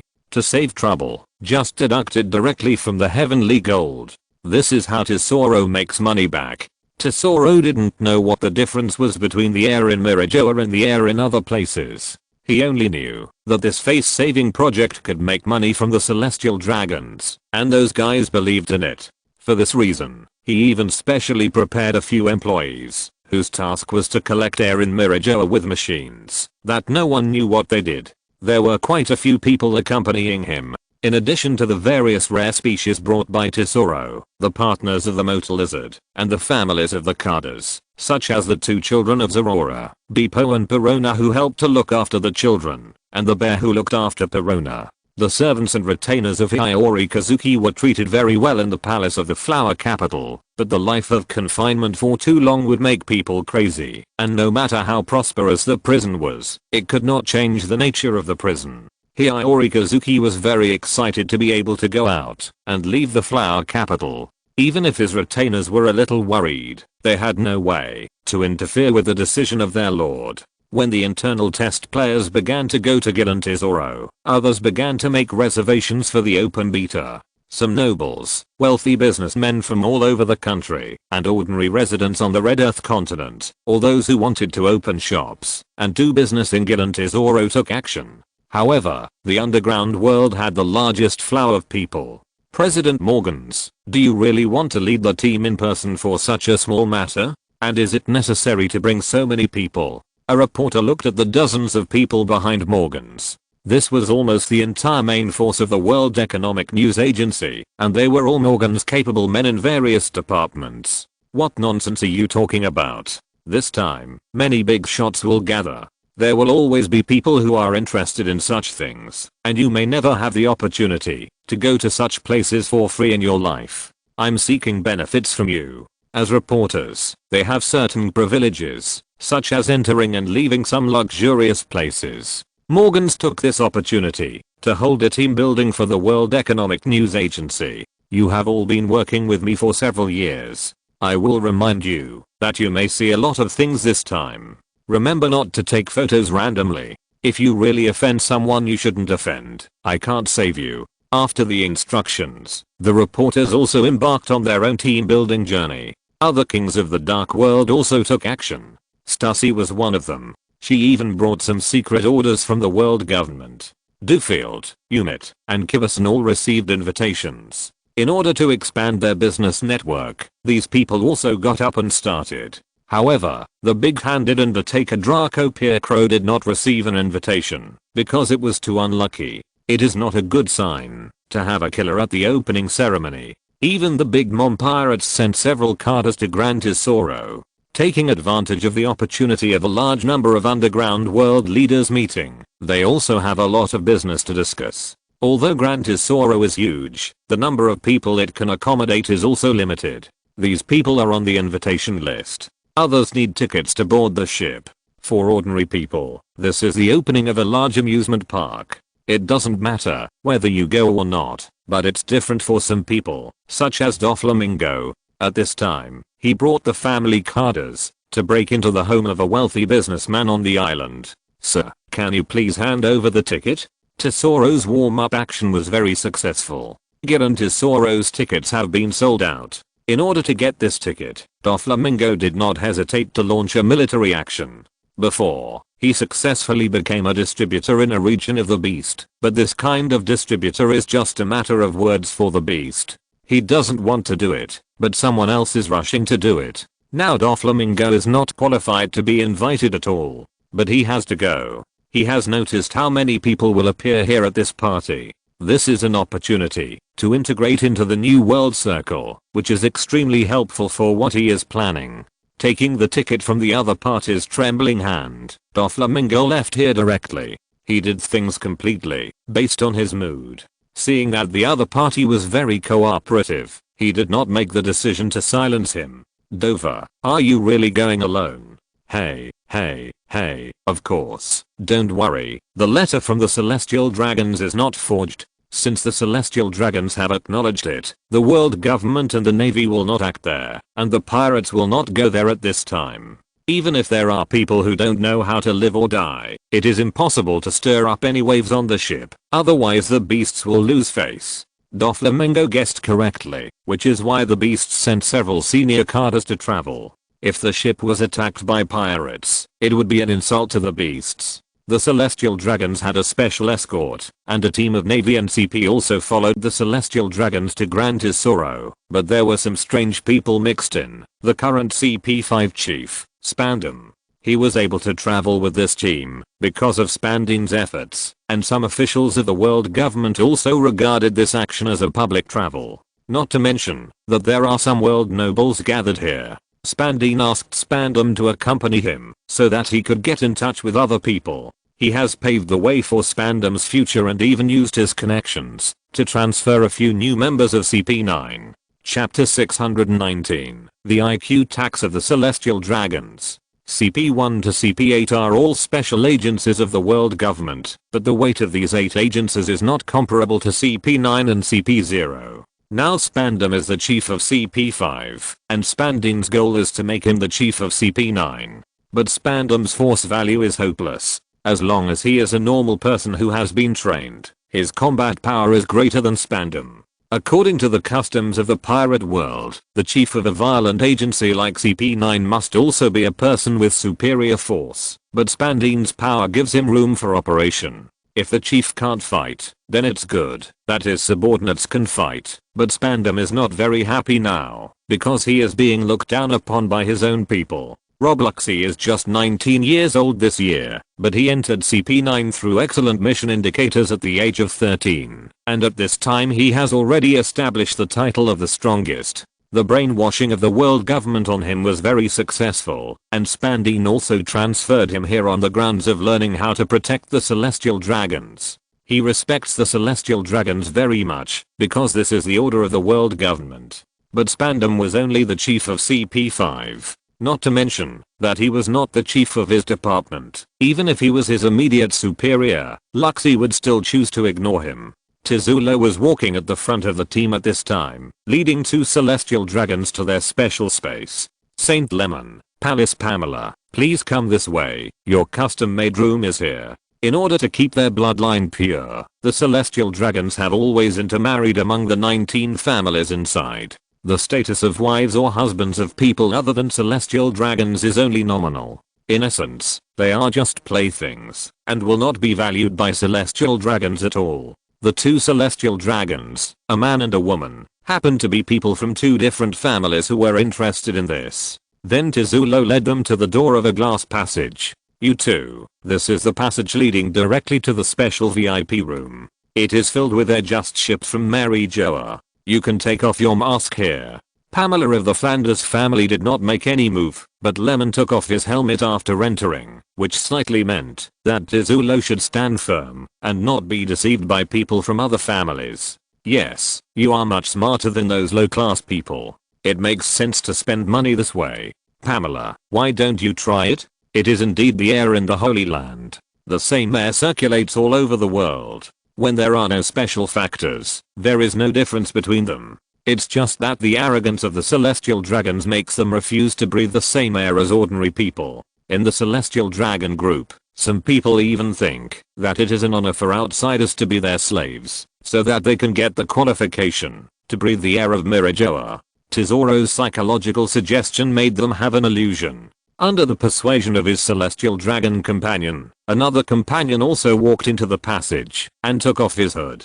It cost a lot of money to build this passage, but it can solve a lot of troubles. This passage leads directly to the Celestial Dragon area. If they take this road, they will not have contact with ordinary people. This is not to protect the Celestial Dragons, but to protect ordinary people. The Celestial Dragons have always been arrogant and want to take away whatever they like. Most of the humans they target have no good end.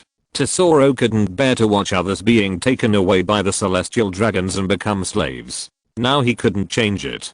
Turning them into ashes directly would affect the development of the company, so he came up with such a solution. As long as they walked through this connection, the Celestial Dragons were isolated separately, but many things would not go so smoothly. The Celestial Dragons were used to using slaves as mounts. At this time, the slave and Lemon seemed to be unable to stabilize his body due to fatigue, and suddenly shook.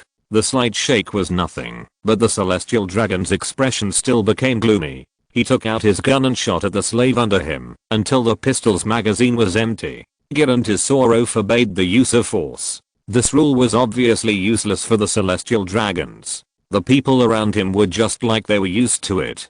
No one stopped the Celestial Dragons, and no one dared to interfere with him. Tesoro looked at the slave on the ground with a slightly complicated expression. Looking at the mark on his body, this man should have been a pirate before, and maybe a very evil villain, but this was not the reason why Tesoro was entangled. The reason he was entangled was that he did not see fear on the face of the corpse, but an expression of relief. and he also found a troublesome thing. At the same time as the gunshot, there was a cry of surprise from the surroundings. In this environment, this cry was particularly conspicuous. Lemon looked over and found a very beautiful girl. The one who couldn't help but scream was naturally Hiyori Kazuki. She herself had little experience and had rarely seen dead people. Even the prisoners who were sentenced to death in Wano were, because they committed capital crimes. But the reason why the other party killed someone just now made her incomprehensible. She was a woman who could become unwarren. Apart from anything else, beauty was a necessary requirement for becoming unwarren. Even though she was only 15 years old, she still attracted the attention of the celestial dragons. At this time, Tesoro saw the person next to her, so he made a gesture, and the next moment, Hiyori Kazuki disappeared from the spot, as if she had evaporated. Was there a woman there just now? I wanted her to be my 32nd wife. Saint Lemon, I think you are dazzled by this slave. Why don't you go to the VIP room first? There are many rare special supplies prepared there. The guards around did not speak. It would be best if the celestial dragons could forget about this matter. There was no need to cause trouble for themselves. Besides, saying anything in front of the celestial dragons could be a sin.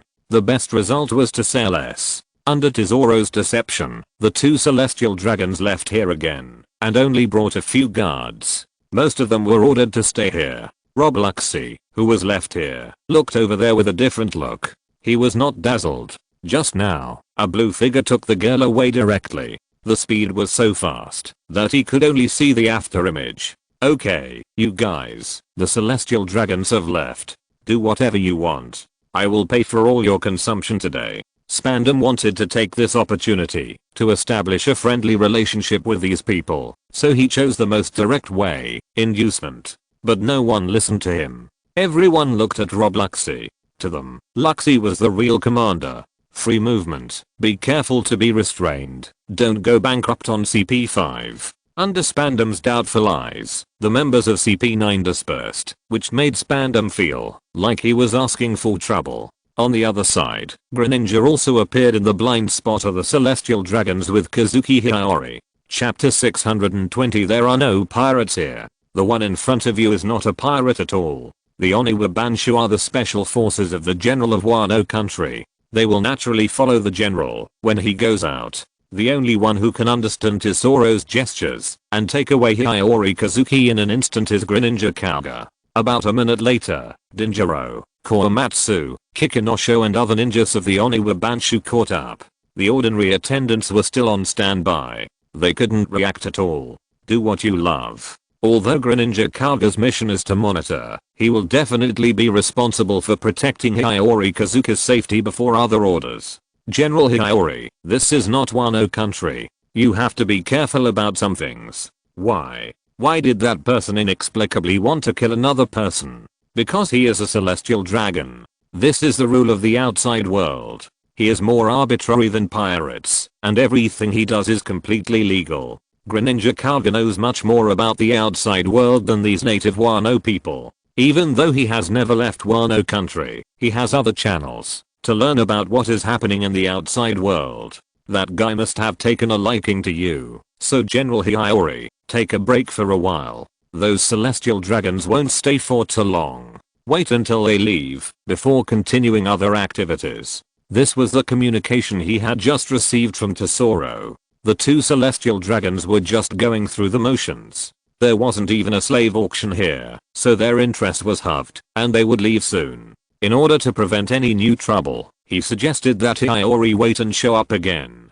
Tesoro and Greninja knew the current development policy of the beasts. If the celestial dragons really wanted to make trouble, they would not compromise. Even if Hiyori was just a puppet, any problem with her would mean a loss of face for the beasts. At that time, they could only choose to attack the celestial dragons. The people brought by the celestial dragons could not stop the beasts, and a war would break out in advance, so they chose to avoid risks and send the celestial dragons away as soon as possible. After Greninja objectively explained what kind of creatures the celestial dragons were, Hiyori chose to listen to the other party's opinion. She was used to this kind of thing. The words of Jin and Greninja were suggestions, but there was basically nothing for her to refute. In comparison, she preferred to get along with Greninja because he didn't speak like Jin, always coldly and even funny. This involves a hot knowledge.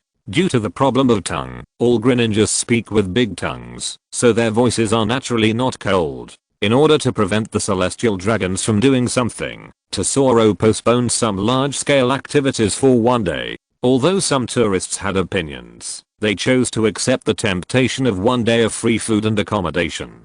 However, there were some minor conflicts between the Navy and CP9 during this period. After the celestial dragons entered the VIP room, the accompanying Navy also played here. In the process, they inevitably came into contact with other people, and soon they found Jin's figure. The tall figure plus the black leather coat made Jin's target very conspicuous. There are fish-slacking monsters like Kizaru in the Navy, and there are also hard-working models like Akainu. There are such hard-working models in the Navy escorting the celestial dragons this time. After seeing Jin, they wanted to capture him, but before they could use Dendenmushi to contact reinforcement, their arms were grabbed by someone, and the one who did it was Robloxy. What are you doing? I should be the one asking you this question.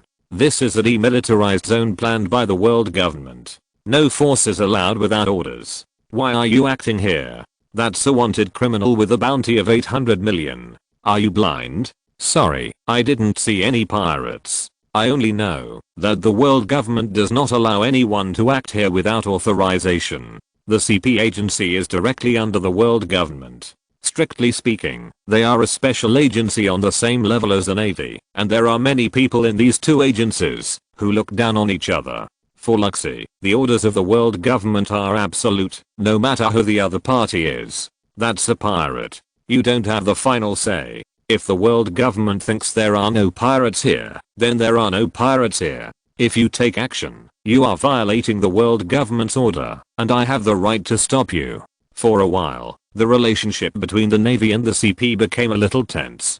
Compared with these ordinary Navy, those who can be selected for CP9 are stronger, but at this time, the leader of the Navy also appeared here. Vice Admiral Cake, there is one. Ah, I know, don't be so nervous. Private, there are no pirates or criminals here today.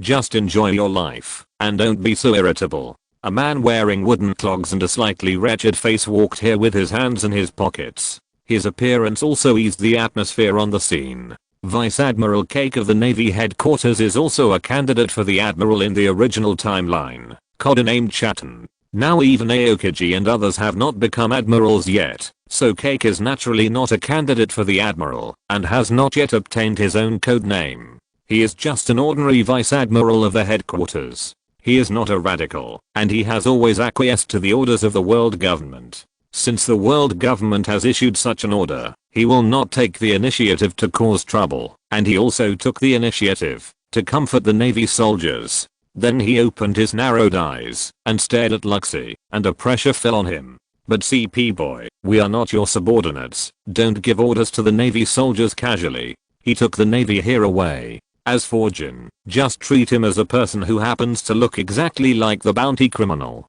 Before setting off, Sengoku had already explained the special nature of this ship, and specifically told him not to act. In the casino, it was almost the same as Arceus expected. Yamato decided to come here to try her luck. No one on Onigashima dared to gamble with her, and it was hard to explain whether she won or lost. Seeing the target person appear, the people in the casino naturally contacted Bakura, the person in charge here. Although she was still young, the ability of the lucky fruit was invincible here. Their original plan was to let Yamato taste a little sweetness, and then start losing, and then finally reveal the casino's tricks to her. But Yamato has never won a single round since the beginning, while her opponent at the gambling table has been winning. Did you arrange this? It's not us. Miss Yamato seems to be betting on odds and evens with a blind man. She has lost 17 rounds in a row. Miss Bakura, the dealer, sent a signal and asked us what to do next. If you're listening to this novel on a channel other than Fanfic World, it means they downloaded and uploaded it without effort. We cordially invite you to visit our channel, Mundo Fanfic Novelos. There you'll find the original version of this story, and you can explore many other novels of various genres. We're waiting for you to immerse yourself in a world of incredible novels. Chapter 621, A Blind Smile. The lid on the dice was opened again, and the points on the 3 dice were revealed. Yamato's expression became very complicated.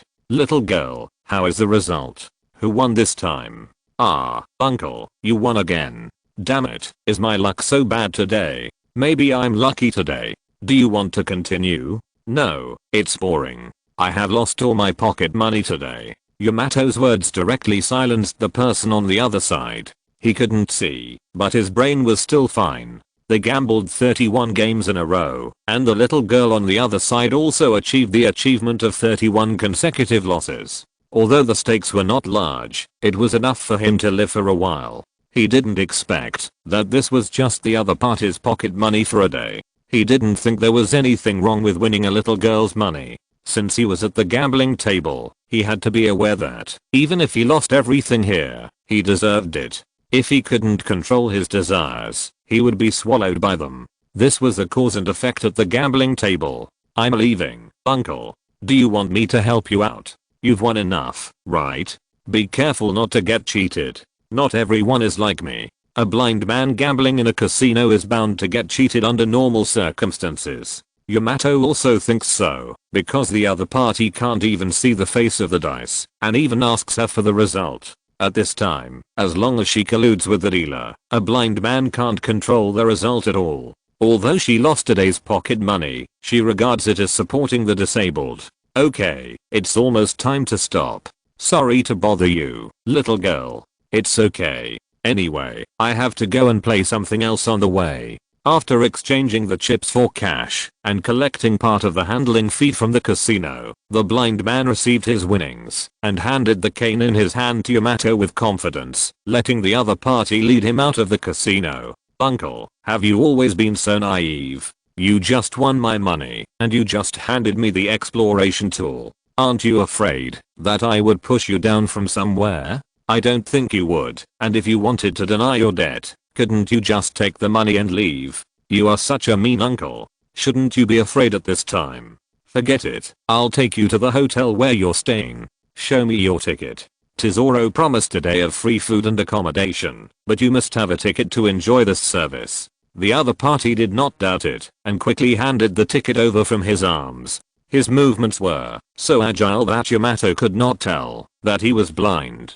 Special prize uncle, you are really lucky. Giran Tesoro had 3 types of tickets for the public this time. Invitations from leaders of various industries, tickets purchased by ordinary tourists, and VIP tickets randomly distributed through lottery. Yamato remembered that there were very few such tickets, and it was a sign of luck to be able to draw one. If she thought so, it was reasonable for her to lose 31 games in a row. Little girl, are you a staff here? I see you are very familiar with this place. Not really, I just know some people, so I played here for a few days in advance. The scenery here is very beautiful, but it's a pity that you can't see it, uncle. It's nothing to pity, it's a blessing not to be able to see things. There are too many dirty and vulgar people in the world that make people unbearable to look at. I closed my eyes by myself. I closed my eyes by myself. Uncle, you are really a weirdo. What's your name? My name.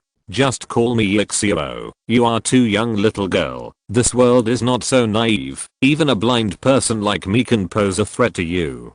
Being able to come here to play in advance and having a rich family background, Ixio thought she was some naive rich girl and wanted her to be more alert to the outside world to avoid being hurt. For this reason, he planned to release some breath to scare the other party, but the other party was completely unmoved. What? It turns out that you are very strong, uncle. No wonder you dare to come out alone.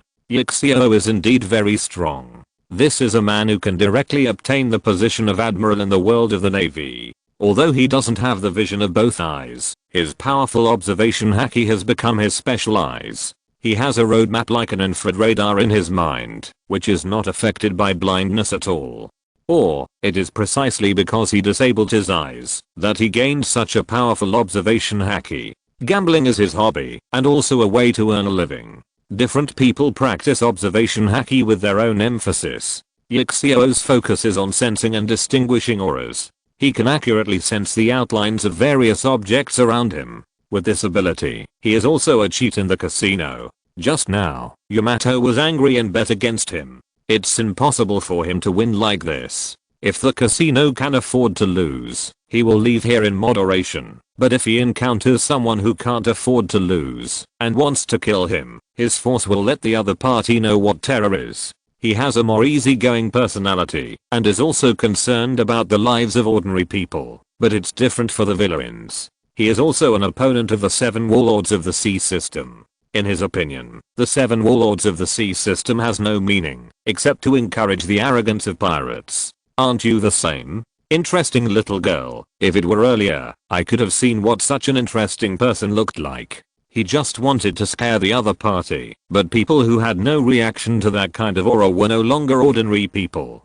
He had another purpose in choosing to board the ship after winning the prize, to see what it was like here. See if this is an ordinary entertainment venue or a place of filth and dirt. But based on the current performance, there is no difference between this and an ordinary entertainment venue. But he thinks this is just an appearance. There are many extraordinary people on this ship, and he has sensed more than one powerful aura along the way. Yamato has already determined that this blind uncle is different from an ordinary blind man, but still sent him to a place to rest. In her opinion, a blind man will have inconveniences, no matter how strong he is. If you need anything, press the button on the wall. I'll ask the front desk to take care of you. Thank you very much. By the way, what's your name, little girl? Me. My name is Yamato. Goodbye, interesting uncle. By the way, there will be a great concert here tomorrow. Although you can't see it, it should be okay to hear it. If you are interested, you can go and listen. Then Yamato left here. She didn't have any interest in gambling. After experiencing a series of defeats, her interest became even smaller. Tesoro also successfully fooled those celestial dragons away the next day. After they left, Grand Tesoro really started the carnival. These are the celestial dragons. People don't even dare to have a good time when they are here. Doflamingo, who witnessed the departure of the celestial dragons, smiled to himself, but a fierce light appeared in his eyes under the sunglasses. Chapter 622. Buggy Phantom Fruit. He hates the current celestial dragons, not because he doesn't like what the celestial dragons do, but because this group refuses to accept him again. His father made him fall from the altar. In his opinion, without his father's actions, he would still be a high-ranking celestial dragon. But what has happened can never be turned back, and he can never become a celestial dragon again. Since he can't go back, let's all come down together. This is Doflamingo's idea. Born as a celestial dragon, he knows many secrets of the celestial dragons, and he knows that it is not a goal that can be completed by words. In order to complete his revenge, he is making plans and developing himself little by little. Grand Tesoro is full of opportunities. He has seen many people in the underground world and is preparing to contact them. The Don Quixote pirates plan to enter the New World next year, which is paving the way for themselves in advance. Doflamingo did not bring his own men here this time.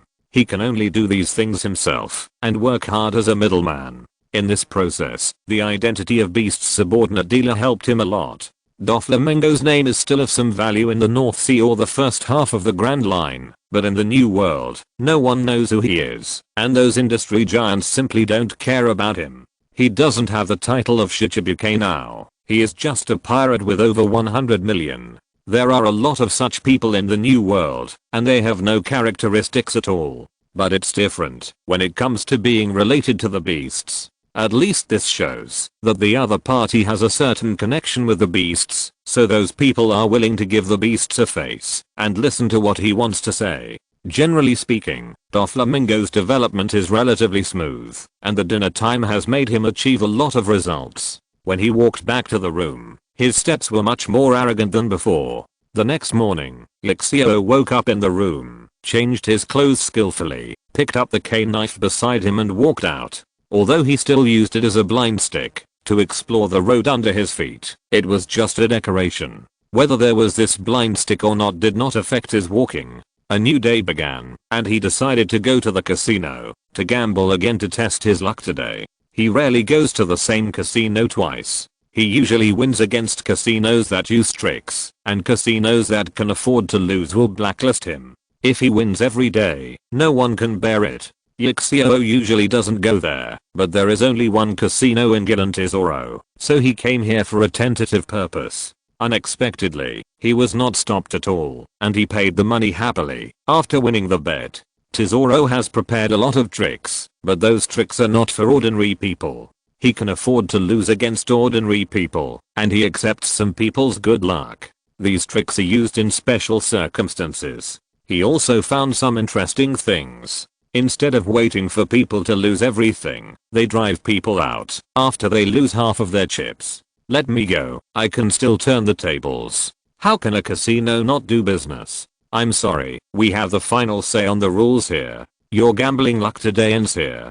Do you have to lose everything? This is a little rule set by Tetsuo. He used to be a gambler and knew the feeling of gambling. So he set this rule for the guests in the ordinary hall to give them a cooling off period. He never thought that he was a good person, nor did he think he was qualified to be a good person. That kind of good person would not touch so many grey industries. The good people here have been eaten up long ago. He just has his own bottom line. There are special people patrolling here in the 100 Beasts fruit to deal with this situation. At the same time, they will bring people who meet the requirements into the VIP hall, where there is no such restriction. In the end, the man was thrown out of the casino. When the cold wind blew over his head, he seemed to be much more sober. Interesting rules. Yixio, who only gambled one game, also walked out of it, and the broadcast in the entire Giant Tesoro sounded at this time. Everyone, the postponed performance will start in half an hour. Interested friends can go to the central square to participate in the event.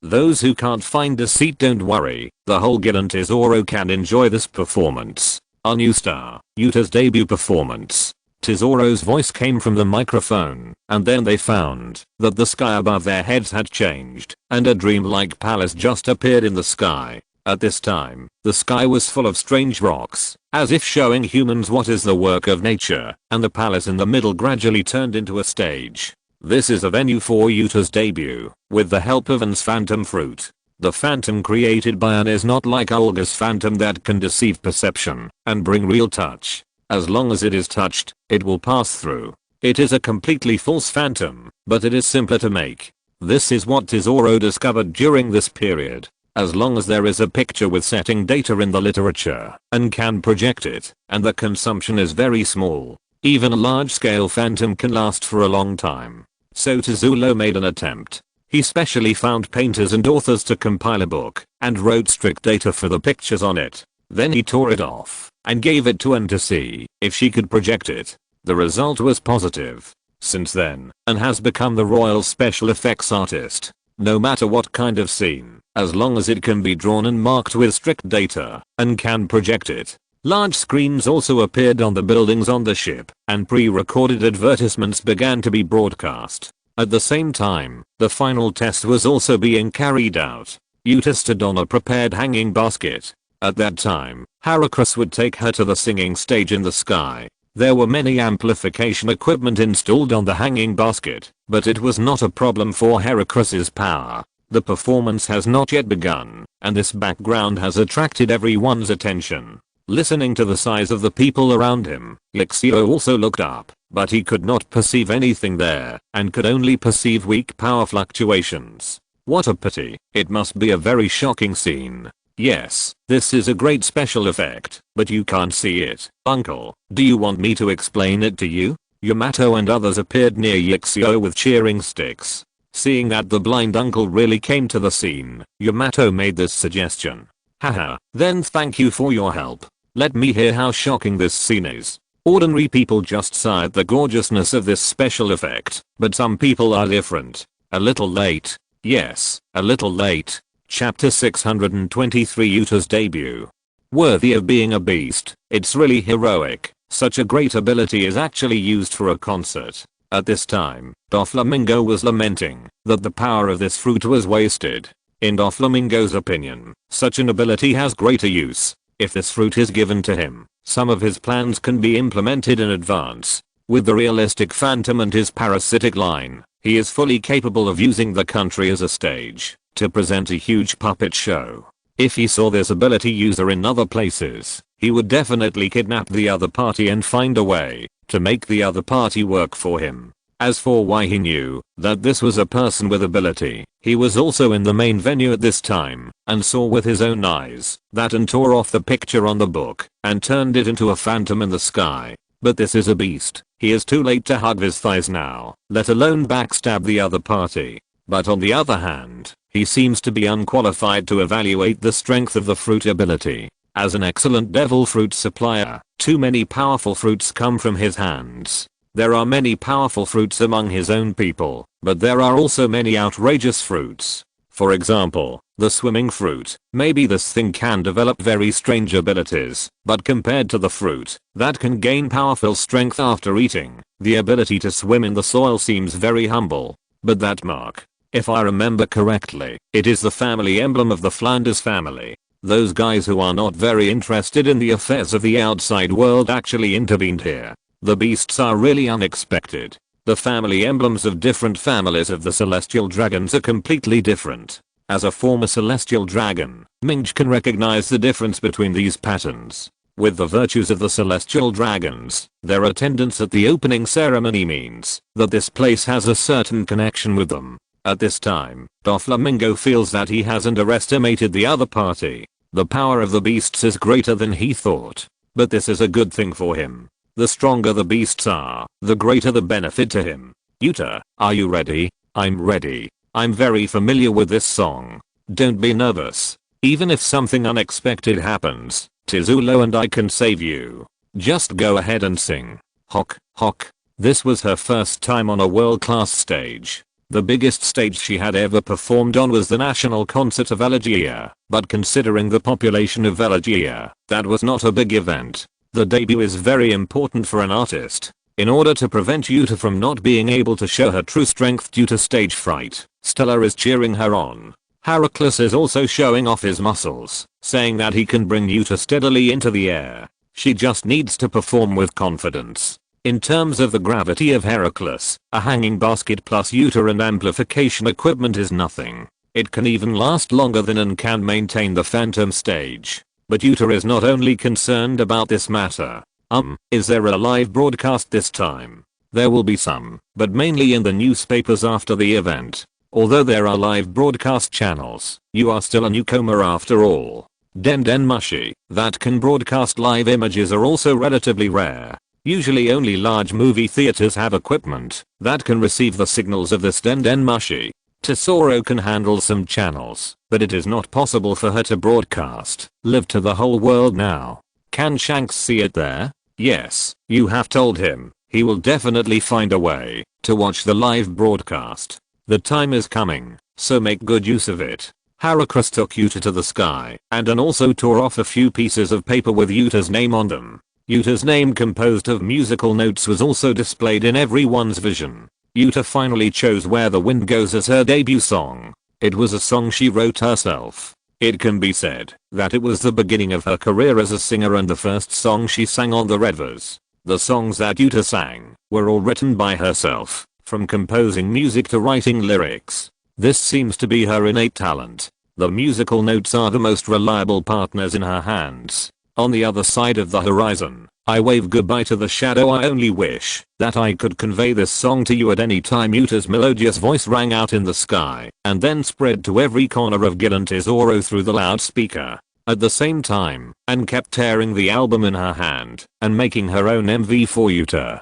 There is no doubt that this is an audiovisual feast. In this world, where the entertainment industry is relatively poor, the appearance of the entertainment city Gilan Tesoro is a surprise. The special programs above have attracted their attention, but Yuta's debut is even more shocking. Even those nobles have not seen such a scene. This is the most realistic image created by the fruit ability user. Among the many listeners, Lixio is the most special one. Others are still enjoying the surrounding MVs while listening to the music, but Lixio's eyes have long been blind. Even if Yamato helps him explain, it still cannot change his invisible nature. But he can listen to Yuta's music more conveniently, listening to the music that hits the soul. There is a certain commonality among the five senses. When a person loses vision, the other senses will become more sensitive. The body tries its best to make up for the loss in this aspect. This is also the reason why many people cover their eyes when practicing the seeing and hearing color. Yuxio's excellent hearing made him one of the first few people to resonate with Yuta's songs. Songs of Missing. What an incredible young man. Yuxio's mind was filled with memories of his youth, and several figures also appeared clearly in his mind again. Those were precious memories before he disabled his eyes. Not only the audience, but also Yuta, the singer, gradually entered a state of ecstasy. At this time, she almost merged with the music, using her singing to convey her inner emotions. When the last note came out of her mouth, Gid and Tesoro fell into silence for a while. All the audience were savoring the song just now. The song only lasted for a few minutes, but it brought them far more aftertaste. Yuta. Yuta. After a short silence, one person took the lead in calling out Yuta's name, and the cheering sticks that were previously distributed for free were also dancing wildly in his hands. Yuta. Yuta. Yuta. With a leader, others soon followed. Gid and Tesoro began to spread Yuta's name, announcing the arrival of the new era singer to the world. As a debut, Yuta was a great success. The last update tonight. Chapter 624 Filial Daughters. Amid the cheers of the audience, Yuta continued to sing her songs, and a series of shutter sounds rang out in the audience. The reporters from the World Economic News Agency who were participating in the team building here had already started drafting. These writers who were valued by Morgans were first class in both their ability to sketch and their ability to talk nonsense. Although the phantom created by An had no entity, the camera could capture it. With this background alone, tomorrow's newspaper cover was already there. The picture scroll of the sky, the palace of clouds, the dreamy singer, a series of titles had been written down on paper by them. Wow, hahaha, not bad. This team building is really the right time to come. People will get tired of fighting all the time. Let's put the entertainment section in tomorrow's news. By the way, leave a section in the corner for the person who was abandoned by us before. Let's give him the front page as promised. There is no harm without comparison. The best way to highlight a person's strength is to find someone weaker than him. In order to show Yuta's talent, Morgans decided to whip some old fans, preferably to cause protests from those old fans, so that there would be both hotspots and conflicts. Boss, the duration of the ability is almost up. If it is delayed any longer, it will affect the effect later. Because the show was going well, Tesoro extended Yuta's performance in a timely manner. There was no need to consider other issues. The audience was satisfied with the show and Yuta was in high spirits. The biggest burden was the special effects maker. Although the audience would not leave without special effects now, the effect would be much worse, and today was not Yuta's special show. There were other shows to come. Yuta, it's almost done. Prepare today's closing song and leave them some suspense about the song. You can sing it to them next time you have a concert. After pressing the microphone, Tesoro's voice came into Yuta's ears from her headphones. Everyone, I'm glad you like my songs, but today's time is limited, so I can only stop here today. I hope you will be willing to listen to my songs in the future. The next song is to celebrate our meeting and separation, and it is also a song for the idiot who abandoned me. Yuta is very young, and debuted as a child star. People will not be surprised if she says such things. How can such a young girl understand love? But her new fans don't think so. After that, Yuta's fan club even tried to find the idiot in Yuta's mouth. They wanted to teach the person who abandoned Yuta a lesson. At the same time, on the Redverse, joyful laughter rang out one after another. As Tesoro said, Shanks got the live broadcast equipment and was observing Yuta's situation through the screen. Special performance clothes, brilliant performance background. Looking at all that Tesoro prepared, Shanks showed a knowing smile at the corner of his mouth. He believed that in this environment, Yuta's life would be much better than running around with them. Only in such a stable environment can Yuta better realize his ideals. Until the word idiot from Yuta's mouth reached his ears. Shanks, did you hear that? Yuta said you are an idiot. Yes, it's an idiot. The carders on the ship made very funny expressions around Shanks, and Shanks also launched his own counterattack. What? Little Yuta only mentioned me, you guys should be more jealous. Several new members of the Red Hair Pirates looked at the crazy Shanks. and looked at the old people next to them. Are the big bosses and cadres usually like this? Haha, you'll get used to it, but don't worry, the captain is very reliable. The red bus became a sea of joy, and the cadres, as before, accompanied Yuta's beats and danced with her, even if she couldn't see it. Guarantee Zoro, Yuta's debut performance is over, and the subsequent program is Tesoro and Stella's performance. Today's performance did not arrange ordinary people at all.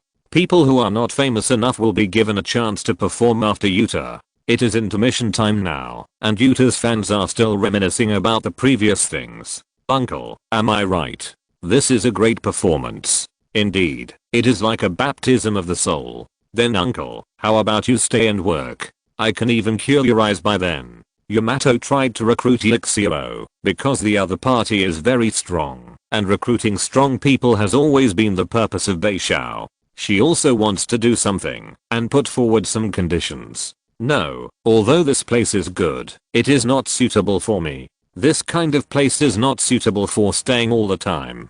I met the little girl again by chance. After listening to such a song, I probably can't listen to the things behind. Elixiro rejected Yamato's recruitment without thinking, got up and left here directly. The center of the gray industry is not where he wants to work. What? A blind man is so disrespectful. Ulti, who was standing by, was speaking up for Yamato. She had always been dissatisfied with Yamato verbally, but he was one of her own people, and she was still very upset by the attitude of outsiders. That uncle is very strong. It's a pity. It's obvious that my father can recruit people with just one word. Why can't I do the same here? Your father only said one word. If you don't agree with him, he will just use a stick. Okay. Listening to the object of Yamato's analogy, Ulti was full of black lines on her face.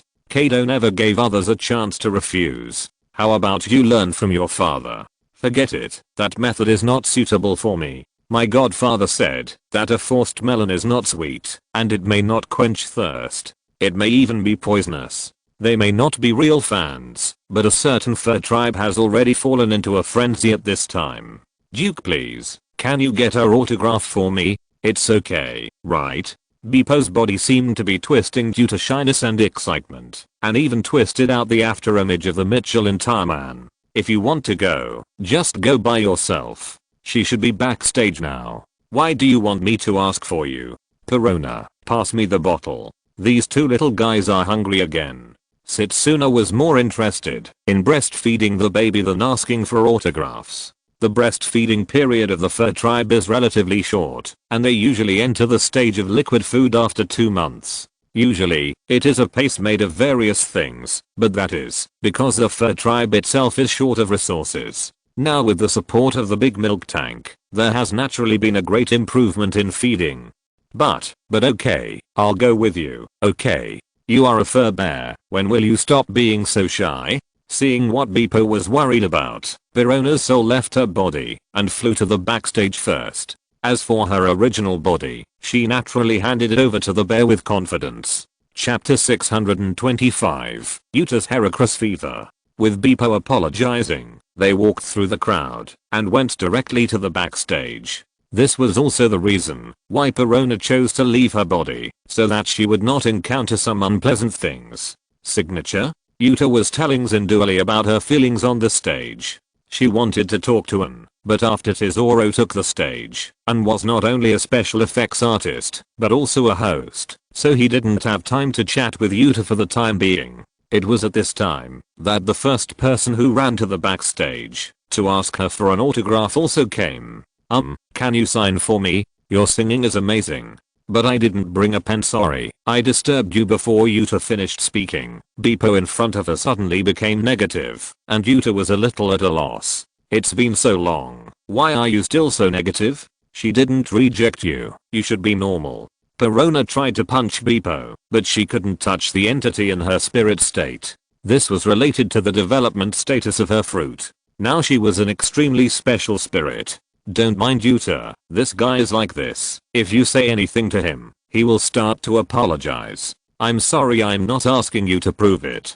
PFFT, you two are really close. Let me go to the back to look for it. There should be a signature pen there. Zinduali laughed out loud at the young people playing around. This is much more interesting than life in Zahei. In the noise, Yuta got the first fan who asked for an autograph, and Beepo also got the first autographed photo of Yuta's acting career. A photo with milestone significance. The show is still going on, but most of the people who appreciate the show are ordinary people, and the industry giants are signing new agreements or busy with their work. The next day, the first batch of guests left the venue, and new guests came in. At this time, Yamato and Ulti both signed up for the unregulated motorcycle race. The rules of the game are very rough, and any non-lethal means can be used to interfere with the opponent, and the first to reach the finish line wins. Motorcycle lizards are very intelligent. As long as the means of attack are not fatal, they can catch people again, even if they slide off their backs. Yamato is not going to participate in gambling, but simply wants to participate in the competition. When she was competing, the newspaper written by Morgans and the tapes issued with the newspapers also spread all over the world. The copyright of the tapes is of course in the hands of the beast fruit, although the copyright protection law in this world is basically a decoration. However, legal companies still cannot make them secretly. With the publication of newspapers, Yuta's singing has also reached the ears of more people. She is still far from her goal of being the world's #1, but she has already stood at a height that many people cannot reach in their lifetime. As Yuta's reputation expands, a special situation has also appeared among his fanbase. In the photos taken by Morgans, Yuta flew in the sky with the help of the hanging basket carried by Heracles, and the picture of the large rhinoceros beetle was also taken clearly. The star effect is a very magical thing. There are always people who want the same style as stars. Flying is still the dream of many people. Who can refuse a rhinoceros beetle that can take people around? In terms of Heracles' load-bearing capacity, most people can carry it, except for those who are born with overdevelopment. Previously, Arceus released a large number of Heracles into various islands. Under the indirect influence of Yuta, a wave of Heracles fever appeared in Yuta's fan group, and gained a certain position in the pet market. But they are Pokemon, not ordinary beasts. Pure violence cannot conquer Pokemon. Only those who really want to contact them may be recognized by Heracles. Although they live in groups and have a gentle personality, when they are really angry, they are not something that ordinary people can bear. When a group of Heracles flying in the sky releases missile needles, their power is no less than that of a small bomber. Most people who want to make a profit by relying on Heracles are unlucky. Even if some lucky people succeed in catching Heracles, they are easily attacked by sea monsters when transporting them on the sea. Moreover, Heracles has a wide range. Except for deserts and severe cold climates, most islands have them. Gradually, no one does this business anymore. Only those true fans of Yuta are still imitating Yuta and want to find such a rhinoceros beetle. Some people even wrote to ask her how to capture or raise this rhinoceros beetle, but only a handful of people succeeded. In the East China Sea, Windmill Village, Luffy has long regained his usual optimism, especially after he saw Yuta singing in the newspaper, because Shanks really didn't lie to him. But now he is not thinking about this, but running for his life. Hello, run. Grandpa is catching up. Ace has been caught. A lot of things happened in the days after Yuta left, including Shanks' broken arm, the three brothers' sworn brotherhood, Sabo's death, and his goal of becoming the Pirate King. The occasional return of Garp has also become a nightmare in Luffy's heart. The Iron Fist of Love is something he cannot avoid as a rubber man. Every time they heard them say they wanted to become pirates, they would inevitably be beaten up, but they still did not change their goals. It was just that Luffy had a new way to escape, letting Heracles take him away. As long as he could fly away, he should be able to escape. Since Heracles' cry was hero, he chose to call himself Heracles that way. When he took off, Garp also appeared behind him, holding Ace, who was covered in bruises. Goodbye, Grandpa. You can't catch up with me. This kid looking at Luffy who was showing off in the sky. Garp dropped Ace and clenched his fist. The next moment he appeared directly beside Luffy. Grandpa? Luffy, you want to avoid the Iron Fist of Love like this? It's too early. Looking at Luffy who was hit back to the ground by Garp's punch, Heracles raised his hands high and then fell back silently. His intuition told him that this old man was a monster. It hurts. It hurts. Why can you fly, Grandpa? Hahaha, this is the ability of the Navy. As long as you join the Navy, I will teach you how to fly. How about it? Isn't it a good deal? Seeing that Luffy was interested in this, Garp continued to persuade him to join the Navy, but Luffy's brain gave a response within a few tenths of a second. I don't want to. I want to be the man who becomes the Pirate King. Creak, creak. Garp's fist made a series of noises, followed by an extremely familiar scene and screams. End of this chapter.